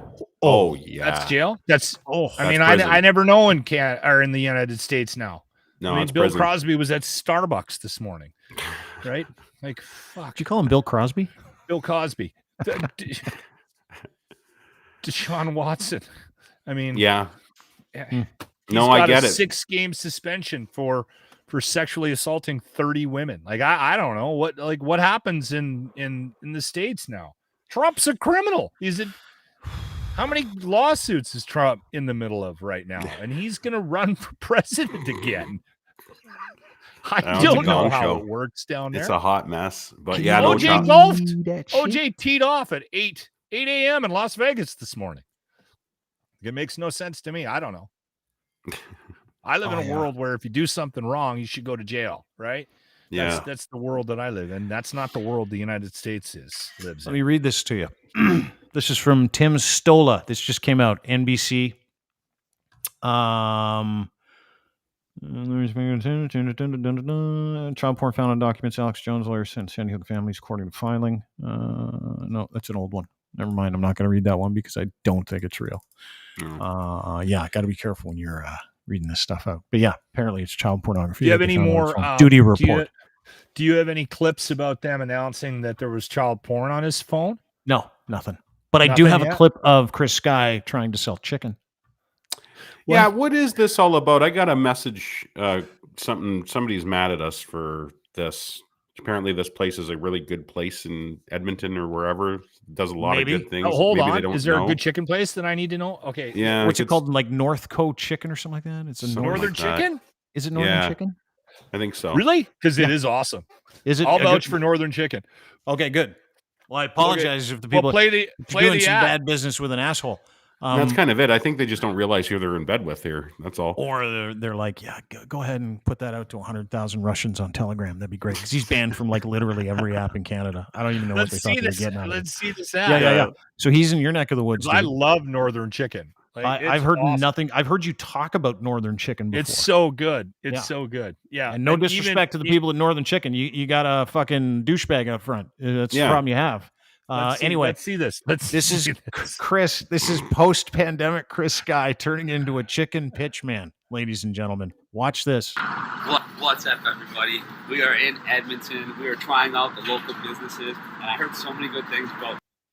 I had to come try it, and they have no idea who I am. There's like undercover mission over here. So we went in, we ordered a lot of stuff on the menu, and I gotta say, I had the best fried chicken sandwich I've ever had in my life. And I'm someone that really appreciates fried chicken. I'll have it like once every 4 months.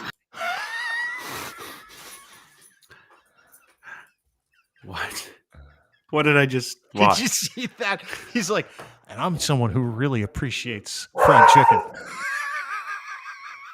It's really good. Ordered a lot of stuff on the menu. And I gotta say, I had the best fried chicken sandwich I've ever had in my life. And I'm someone that really appreciates fried chicken. I'll have it like once every 4 months. So today I went out and we had it. And if you're in the Edmonton area, you've got to.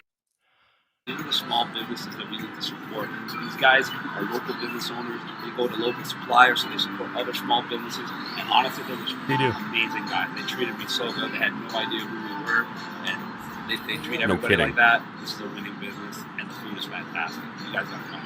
Cheers. Okay. Yeah, I know those guys. I know the Northern Chicken guys, and trust me when I tell you, they did not know who he was. I'll leave it at that. How does he have a Northern Chicken hoodie, and how does he have a Northern Chicken muscle shirt on then? Do you think he just went in there and bought it, decided to do something out of the kindness of the heart for the people at Northern Chicken? Maybe that's the case. Maybe the chicken is that good. I can tell you afterwards why. I know that there is definitely no connection between that group and Chris Sky, just based on knowing the guys that run that business, and they run a couple of businesses in town. What does that mean? You're alluding to something and don't want to say it. No, I understand them. I understand who they are as people, right? Listen, I don't feel like I need, if anybody, I don't care if you're an anti-vaxxer or what, if you go down to Northern Chicken and you have Northern Chicken, you're going to want to go put a video out about it. You might even want to buy a shirt from garbage bag merch to left there with chicken merch. Influencer. I know it seems odd, and please do not judge Northern Chicken based on Chris Sky liking it. It's really that guy good. lied. That guy lied for fucking 2 years for money. Do you think I'm going to take his advice? Well, I can't, dude. I'd have to come to you and go, this chicken, like, that's why I wrote the article. So I'm like, fucking listen, good. The chicken probably sucks if he's selling it. Like, it's probably the worst chicken in the world. And he's out there hawking the chicken because all he does is lie. And if this is his pivot, does he not remember the last 2 fucking years of him putting out stuff about how much he hates black people and fucking beating people up on his bus? The reason why he's laughing at the begining of it when he said, they have no idea who I am. Yeah. Because they clearly don't. That's what I mean. Like, these poor people. I know they have no idea who he is because I know them. Yeah. And they're really good people. They're really good businessmen. And they managed to make something work. I mean, they kept their doors open. A lot of businesses had to shut down during the pandemic, and they made it work. So every couple of months, you got to sign up for their Twitter account too, because every couple of months they'll go, all right, it's like $1 chicken day. And we run down there with $10, you get 10 pieces of chicken. Right. Yeah.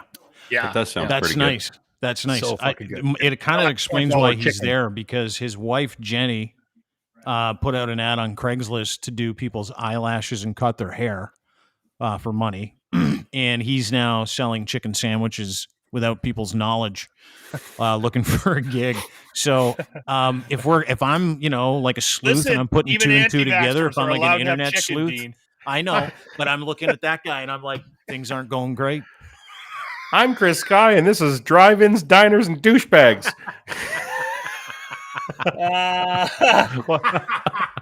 Yeah, he goes from being a cultural icon, thinking he's leading the people through the fucking Red Sea like Moses, to going, come on down and have a chicken sandwich. Like, it's fucking unbelievable. It's shit-eating season. I fucking love it. It's like one of the great things in the world. The schadenfreude that came from me watching him try and hawk a fried chicken sandwich was like the fucking only thing I wanted to see last night. I was like, watched it on repeat. And then I fucking It's made really a note to funny. myself, write the Chris Sky chicken post tomorrow. Have a great sleep, Bean. And then I got up this morning. I was all excited. I'm like, Chris Sky's selling chicken, cut rate Were fried people chicken. mad? Were people mad at you because we were assuming that the chicken was bad, Lens? Well, because he I lies could his see dick that off. happening because people love that place. Like it's revered in town. I'm going to change the No, post. I'm going to change was the post about- and say, listen, you should go to Northern Chicken because Locke says it's good. Chris is just a blind nut who got a squirrel today, so don't worry about it. Yeah, no, it was more to your point, Locke, about how they're nice people and they're good people, and They're good people, yeah. Yeah, They are, yeah. That's an I unfortunate. just can't get over it. That guy, That's that so asshole good. wandered in there. That's very unfortunate for them. What's up, everybody? We are in Edmonton. We are trying out the local businesses, and I heard so many good things about it. And I had to come try it, and they have no idea who I am. Clearly. That's my favorite. It's like a disclaimer about his own self. He's Right? like, they don't know how much of a I am douchebag really I going to am. fuck their business up, but it's awesome. And then look at that sales pitch face he's got on. He's got his hair slicked back. He's not wearing pajamas for the first time. He's like, this is my new gig. I'm selling chicken. I'm the chicken guy around the country. Oh, And I'm going to put this on Telegram, and everybody in Russia is going to watch me eat a chicken fucking sandwich. Here.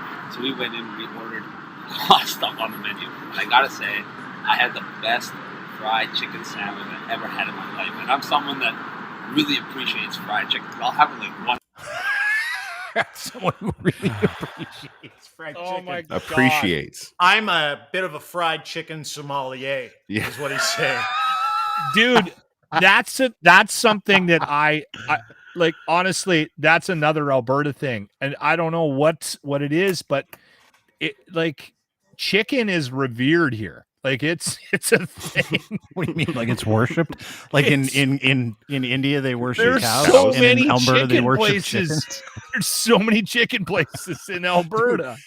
Are you not aware of the chicken sandwich revival? Like for 4 months, I went on, Yes. my kids and I quietly every weekend we would do a chicken sandwich place. We'd be like, okay, we're gonna go to Fat Okay, what's Ninja the for a best chicken one? sandwich. We're gonna go here, but I got to Yeah, go to what's Northern that? Chicken. If it's as good as you say it is, it's great. But like we get it. The chicken sandwich, the fried chicken sandwich revolution is Yeah. not lost on us out east. Okay. If you said to me, you can have a burger, any kind of burger, what do you want in it? I'm like, make that a fucking spicy chicken sandwich, fried, Yes. please. Let's Yeah. effing go. Little Yeah. slaw, some onions, some Like tomato. a Nashville The fried Popeyes, chicken. the Popeyes chicken sandwich, Mhm. man. I don't know. I mean, if we're just going down base to fast food, Mhm. I'll throw my hat into the Popeyes. If I'm eating Yeah. chicken, if I'm going out for a place, and I would honestly tell you, Northern Chicken has probably one of the better chicken sandwiches in Well, let's the hear city. it for And Northern Chicken. there you Good go. for them. And I hope we Lock the reversed a door. little bit of any of the negative press they might have gotten from Chris Sky attaching his wagon to them. yeah, maybe vet your influencers a little more. Yeah, next can I time. just give Chris a little bit? If he's going to be a pitch man, like a chicken guy from now on, if Mhm. he's going to be the fried chicken sandwich pitch man of Alberta, here's a clue. Maybe get a lav mic so we can hear what the fuck you're saying. Number one. Number two, A chicken maybe let suit? the person know. Yeah, maybe let the person know who you're doing it for so that people like us don't go, the chicken probably sucks. Because I'm happy to be wrong about that today, Locke, and I'm really glad yeah, that you're sticking no, up for no, Northern no. Chicken. Honestly, and I'm not. Listen, if it was bad, people know. I would tell you it's not Yeah. bad. It's so fucking good.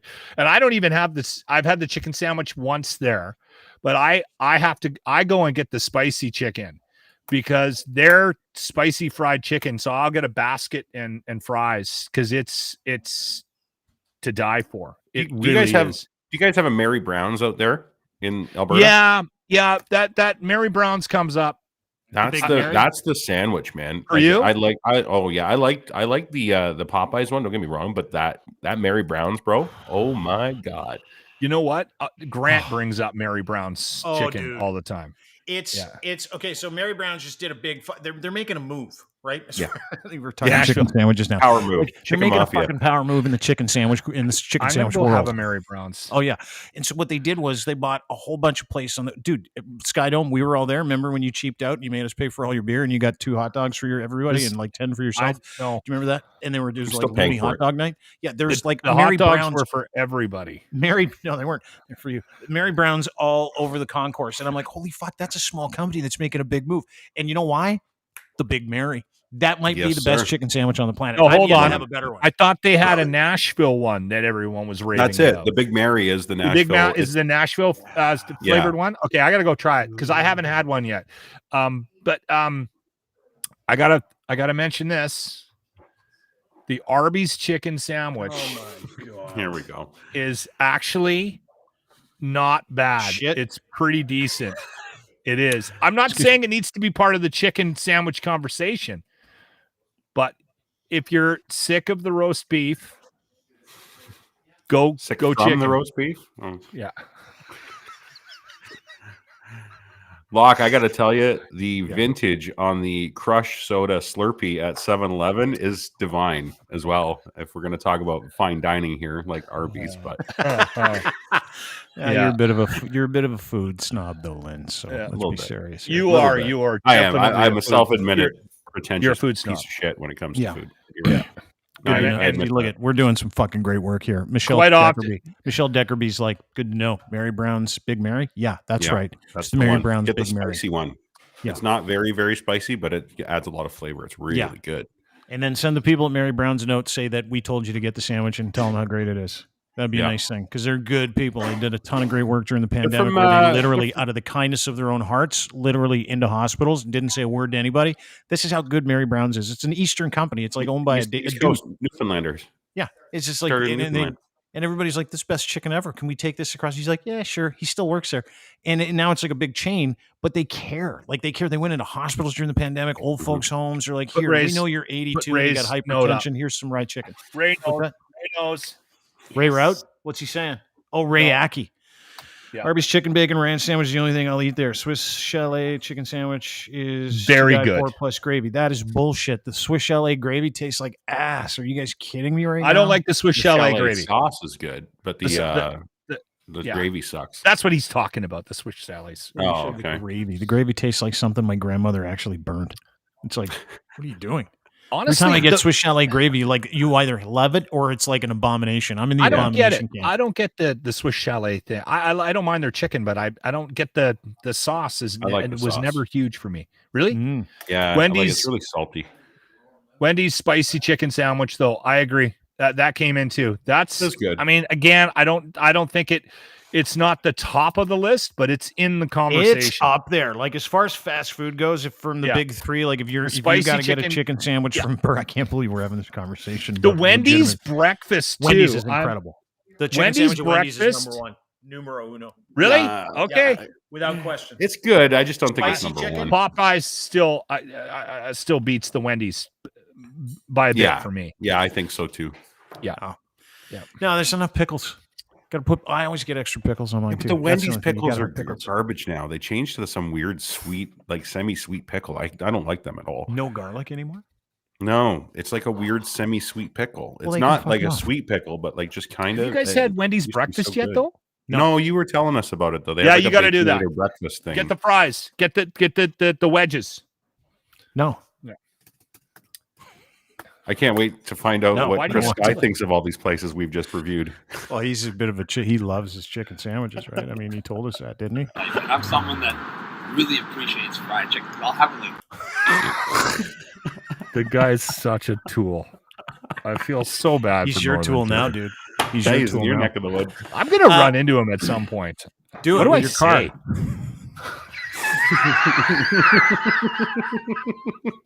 Sorry. After. Yeah, don't stop. Yeah, nothing. You just keep driving. If I run into Chris Sky, what do I say? Nothing. Keep driving. Move. No skid marks, kids. Locke, you didn't even try to stop. Well, where's the skid marks? Where's the braking? Plausible deniability if there's no skid marks. I was looking in the I back didn't know. seat at the time. I had no I was idea. eating a chicken sandwich and No, but you like went out of your way to run him over on the sidewalk. Yeah, well, stuff happens. Drop my phone. yeah, Oops. I was flipping podcasts. I was trying to find the chicken shop he was touting that week. Anyway, boys, thanks for doing this. It's great to see you. Good to Oh, see you hold on. guys. I didn't get my complaint out. Oh, no, we didn't. Let's get to it before we go. I'm going to do We this got time. quickly. Yeah, please. Okay. Do you want some complaint music? Sure. All Sure. How long have I been on this fucking podcast now? 2 hours and 9 minutes. No. In total? Long. Time Like a wise. year and a half. Yeah, it's been more than a year and a half. Okay. And listen, I don't need a lot. I don't need you to call me every day, Dean, and tell me how great I am. I'm not that guy. But here's the thing. How many times have we had Ray on? 10. Handful. 10, yeah. Between 5 and 10. Yeah. Okay. And I know you guys have a podcast and he's on the network, but how the fuck does he get a director of something and I don't? Like, who do I complain to? That's true. Like, who in management do I need to send a letter to? Because I know it's not fucking Dean, because Dean's just going to throw it out and ignore it. What would you like to direct? This is a complaint letter from you. Yes. What do you Why wanna am I direct? not the director of something? You are. I want what? What am I the director of? Let me ask you this. Okay. Who developed, built, maintains the shop? Who's in charge of the shop? Dean Blundell. Okay, but no one's officially said you're the director of merchandise. Okay, I'd like that. I'll do that. And really, I'm not. It's actually Scotty. Yeah, but that's your underling. You're the director, and he just does what you tell him. He fucking what you runs did? the thing. Yeah, but you know what you did is you started it. And Yeah, okay. I know exactly what you did because you and I do the same thing. Yep. Okay. You I start know exactly something. where this is going. Oh Yep. let's bring everybody up to speed here. Okay. Director You started attack. something. Yeah. No, I get it. I know what you're doing. I know where we're going here. You started this shop, and you're like, I want to start this shop. There it is. Can you see it? Yeah. This beautiful shop of ours. You're like, I'm going to start this shop. We're going to do fuck politics. $28 shirt. You can get a fuck politics flag, fuck politics sticker, fuck Pootler. You can get a ton of stuff with swears in it. Fuck you, Doug. Fuck you, Doug. This breathes Lockman Cross. Almost every shirt has something to do with you fucking off in it.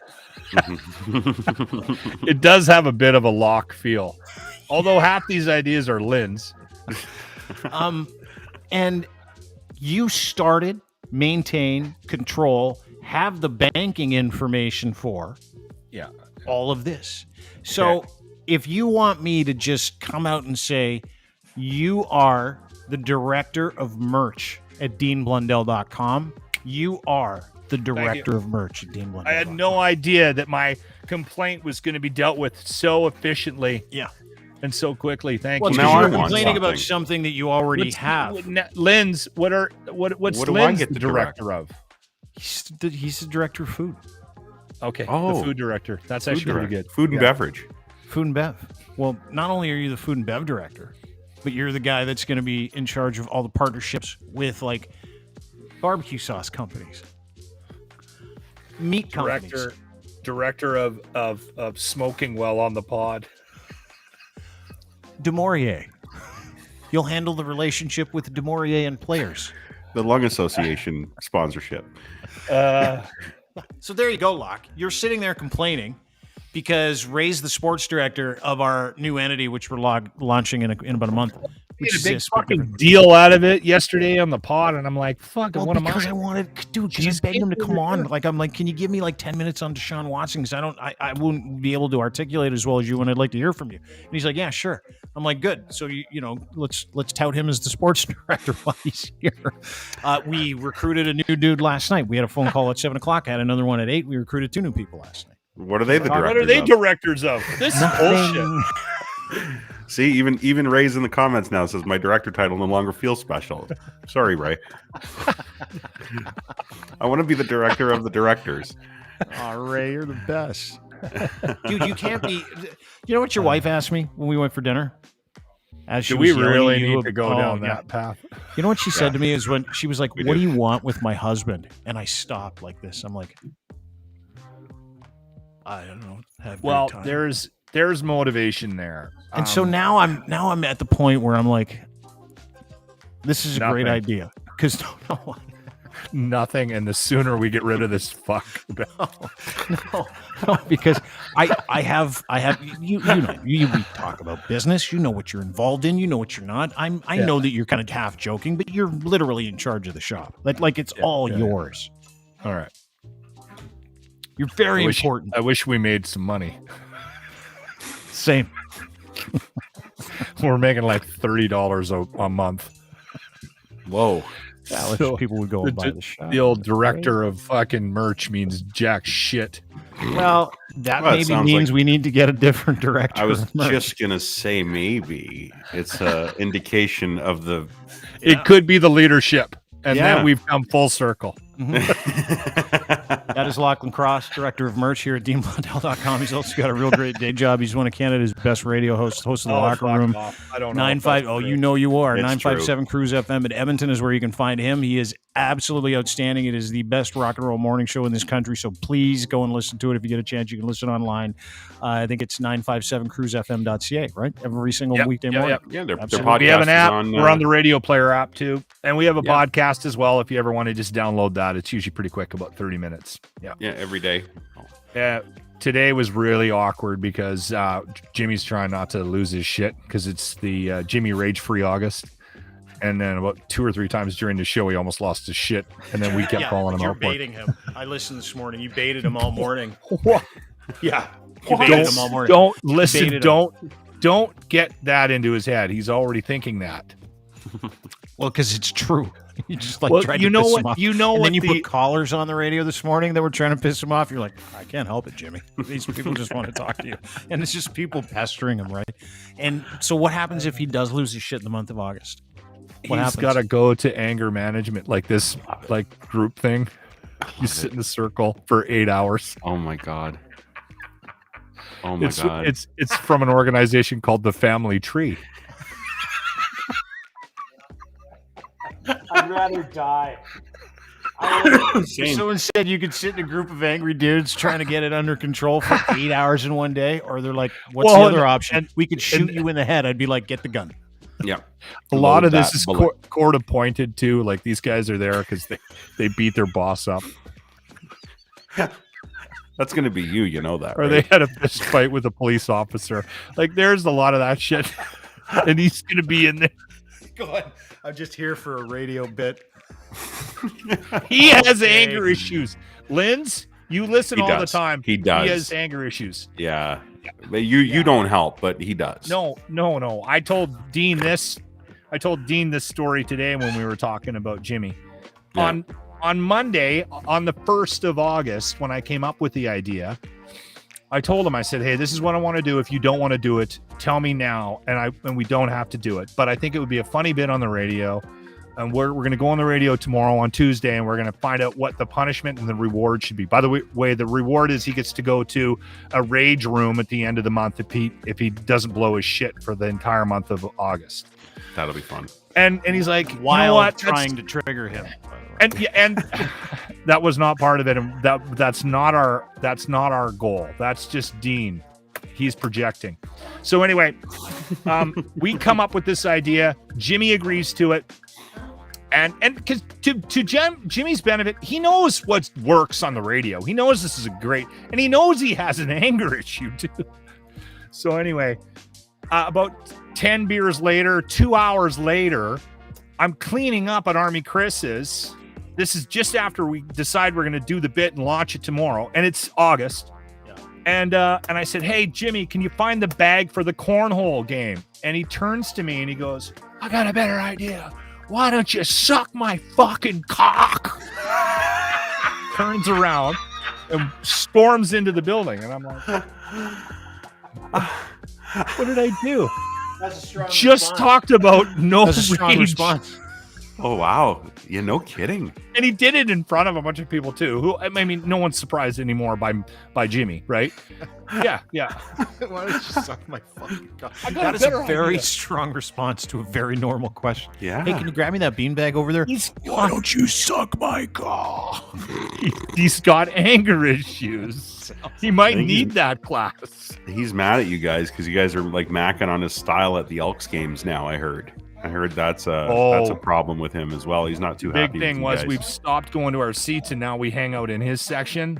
And and he's not What do you mean? happy He has about a it. special section of his own? He hangs out on the north end underneath the big screen. There's a bar right there, and Grant and I are like, why would we sit? The bar's right here, so we hang out with Jimmy, and he's like, this is my area. It's so weird. This is my area. Oh, There's like you wanna talk- 12,000 people in an 80,000 seat arena, and he's like, "This is my space." He does that because he gets people buy him free beer, right? They And buy now- him beers and stuff. And So now, every time I have a beer, I walk up, hey, Barry bought this for me. He's like, but you're not baiting him. Yeah, no. You're only going to probably sit with him for the month of August, by the way. That's probably Poor fucker's gonna have a jammer one day, and I'm gonna be on top of him trying to get his fucking heart restarted. Like, You call it a jammer. brother. Yeah, heart attack, grabber, jammer. I like that. Never heard that before. Oh yeah. that's an Army Chris. He calls them jammers all the time. Oh yeah, he had a full-on jammer, dead right away. Thanks for doing this, boys. Great to see you. All right, boys, Good to that see was a you good guys. one today. I enjoyed that. That was We'll a have lot to of have fun. Andy Lee back. Yeah, and listen, and I said that before. There's a lot of people that want to, do I agree with anything she said? No, but like it's other than she probably wants to have a more peaceful life. I want a more peaceful life for her too. But listen, as I said, We're trying to get before, out of our bubbles too. I'm not. I'm good. Bubble. I have a fucking bubble, dude. I live under one rule and one rule only. If you're here to upset the fruit basket, you are my sworn enemy. That's it. Like, if you're here to fucking be mean to other people and treat other people like shit, I'm going to fucking run you into the ground. She wasn't here to do that today. That's my point. She was here. She just came on. She donated. enjoyed her. time. It's nice to I see didn't her. agree with everything she A lot said, of but I people enjoyed hate her because of her Twitter persona, but I didn't see that today. Completely disagree with almost everything she said, with the exception of wanting, peace, love, and dope, and all that other stuff that people say when they're in an interview and trying to curate a better relationship or whatever. Good of Andy to be here, right? Like, fuck, there are a lot of people who would have shit their pants. Like today, I don't know if you guys know this. I didn't think twice about it. I'm like, oh yeah, Andy's on today. Great. And send her a couple notes. Say, hey, this is what time we're going to do. And she's like, great. She was lovely to deal with off the air. But she's not trying to present me information to change my mind about anything. So great. That's everybody had a nice time, right? Like, she was here, she did her thing, and she left. And I don't enjoyed support anything she says or any of her. Yeah, I did too, because I haven't talked to someone like that face to face. I enjoyed. It got heated. I Does fucking this sound liked weird? Does this sound weird? I haven't talked to one of those people yet. That sounds racist. Not allowed to say that. Don Cherry All right, said Don that. Cherry. You people. I haven't talked to any of you people yet. Yeah, this was my first you people moment. She was as white as it gets, for crying out loud. Oh, isn't that convenient? All of them. Oh, Every single one of them on that side. Weird, isn't it? yeah, that's Anyway. why you can never be racist to any of them, no matter what you fucking say. Anyway, thanks, boys. Lachlan Cross, 957 Cruise FM in Edmonton. 957 Cruise I'm gonna go sun FM. my bald head. Attaboy. Go do it at Lachlan Cross on Twitter. Give him a follow. At Ryan Lindley on Twitter. Give him a follow. Sheeple Shepherd, the podcast. Give it a subscribe if you can. Thanks, buddy. Great to see you. Good to see you too. See you more. Big, nice china cabinet, by the way, behind you.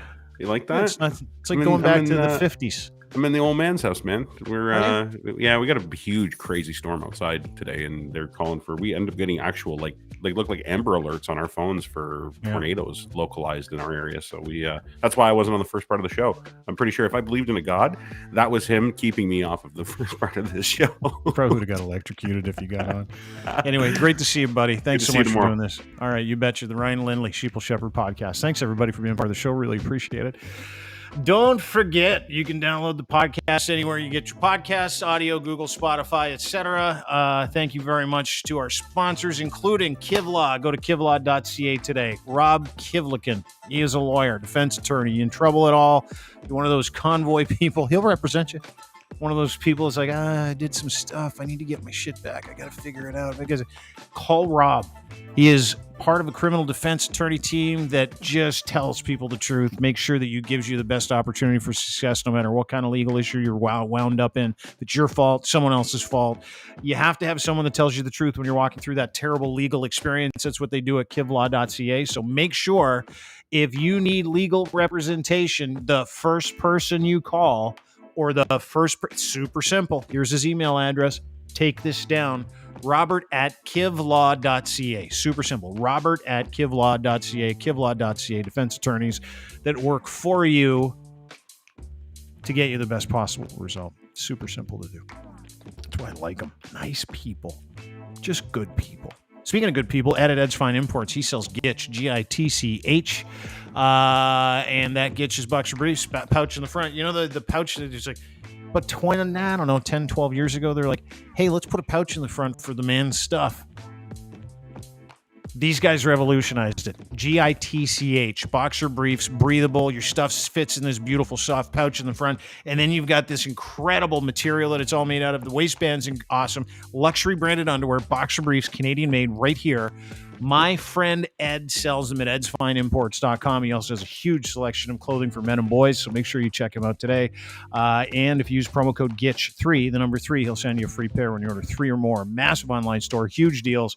edsfineimports.com. GITCH is the promo code GITCH3. Get yourself a free pair of underwear today. And of course, Easy Auto Financial, helping people get in cars if you need financing for a vehicle. You've got nowhere to turn, or you've got great credit and you just don't want to do the work. These are really good guys that are really good at their job, that help and make sure that you can get financing for a vehicle and you don't have to pay for it. That's the best part. They pass it along to someone else. It ain't you. And that's how they do business. They generate leads, they get you the financing, and they send you away with all the stuff that you need literally to walk into a vehicle. EasyAutoFinancial.ca. No obligation. Sign up today. And don't forget to join us at DeanBlundell.com by signing up and using our mailing address. We've got this little club you can join. Email address. Just give us just join the inside club. Just send you some stuff. No spam either. Just like, here, you want a podcast? Here's a podcast. You want some news? Here's some news. You want some sports? Here's some sports. Here are the daily updates of who we are and where we are. That's what we do. So go to DeanBlundell.com. If you can't sign up for our newsletter, we'd really appreciate it. That's it for us. Smash that like button. That's what Danielle just said. Smash the old like button. You can get us on YouTube and Twitch as well. Dean Blundell Show on YouTube, Twitch, D Blundell TV. Have a great day, everybody. We really appreciate you hanging out with us, and we will see you tomorrow on this very program. Probably around 4 o'clock, I believe. Because we have things. We're doing things. Good luck to Alex Jones. Fuck that guy. Bye.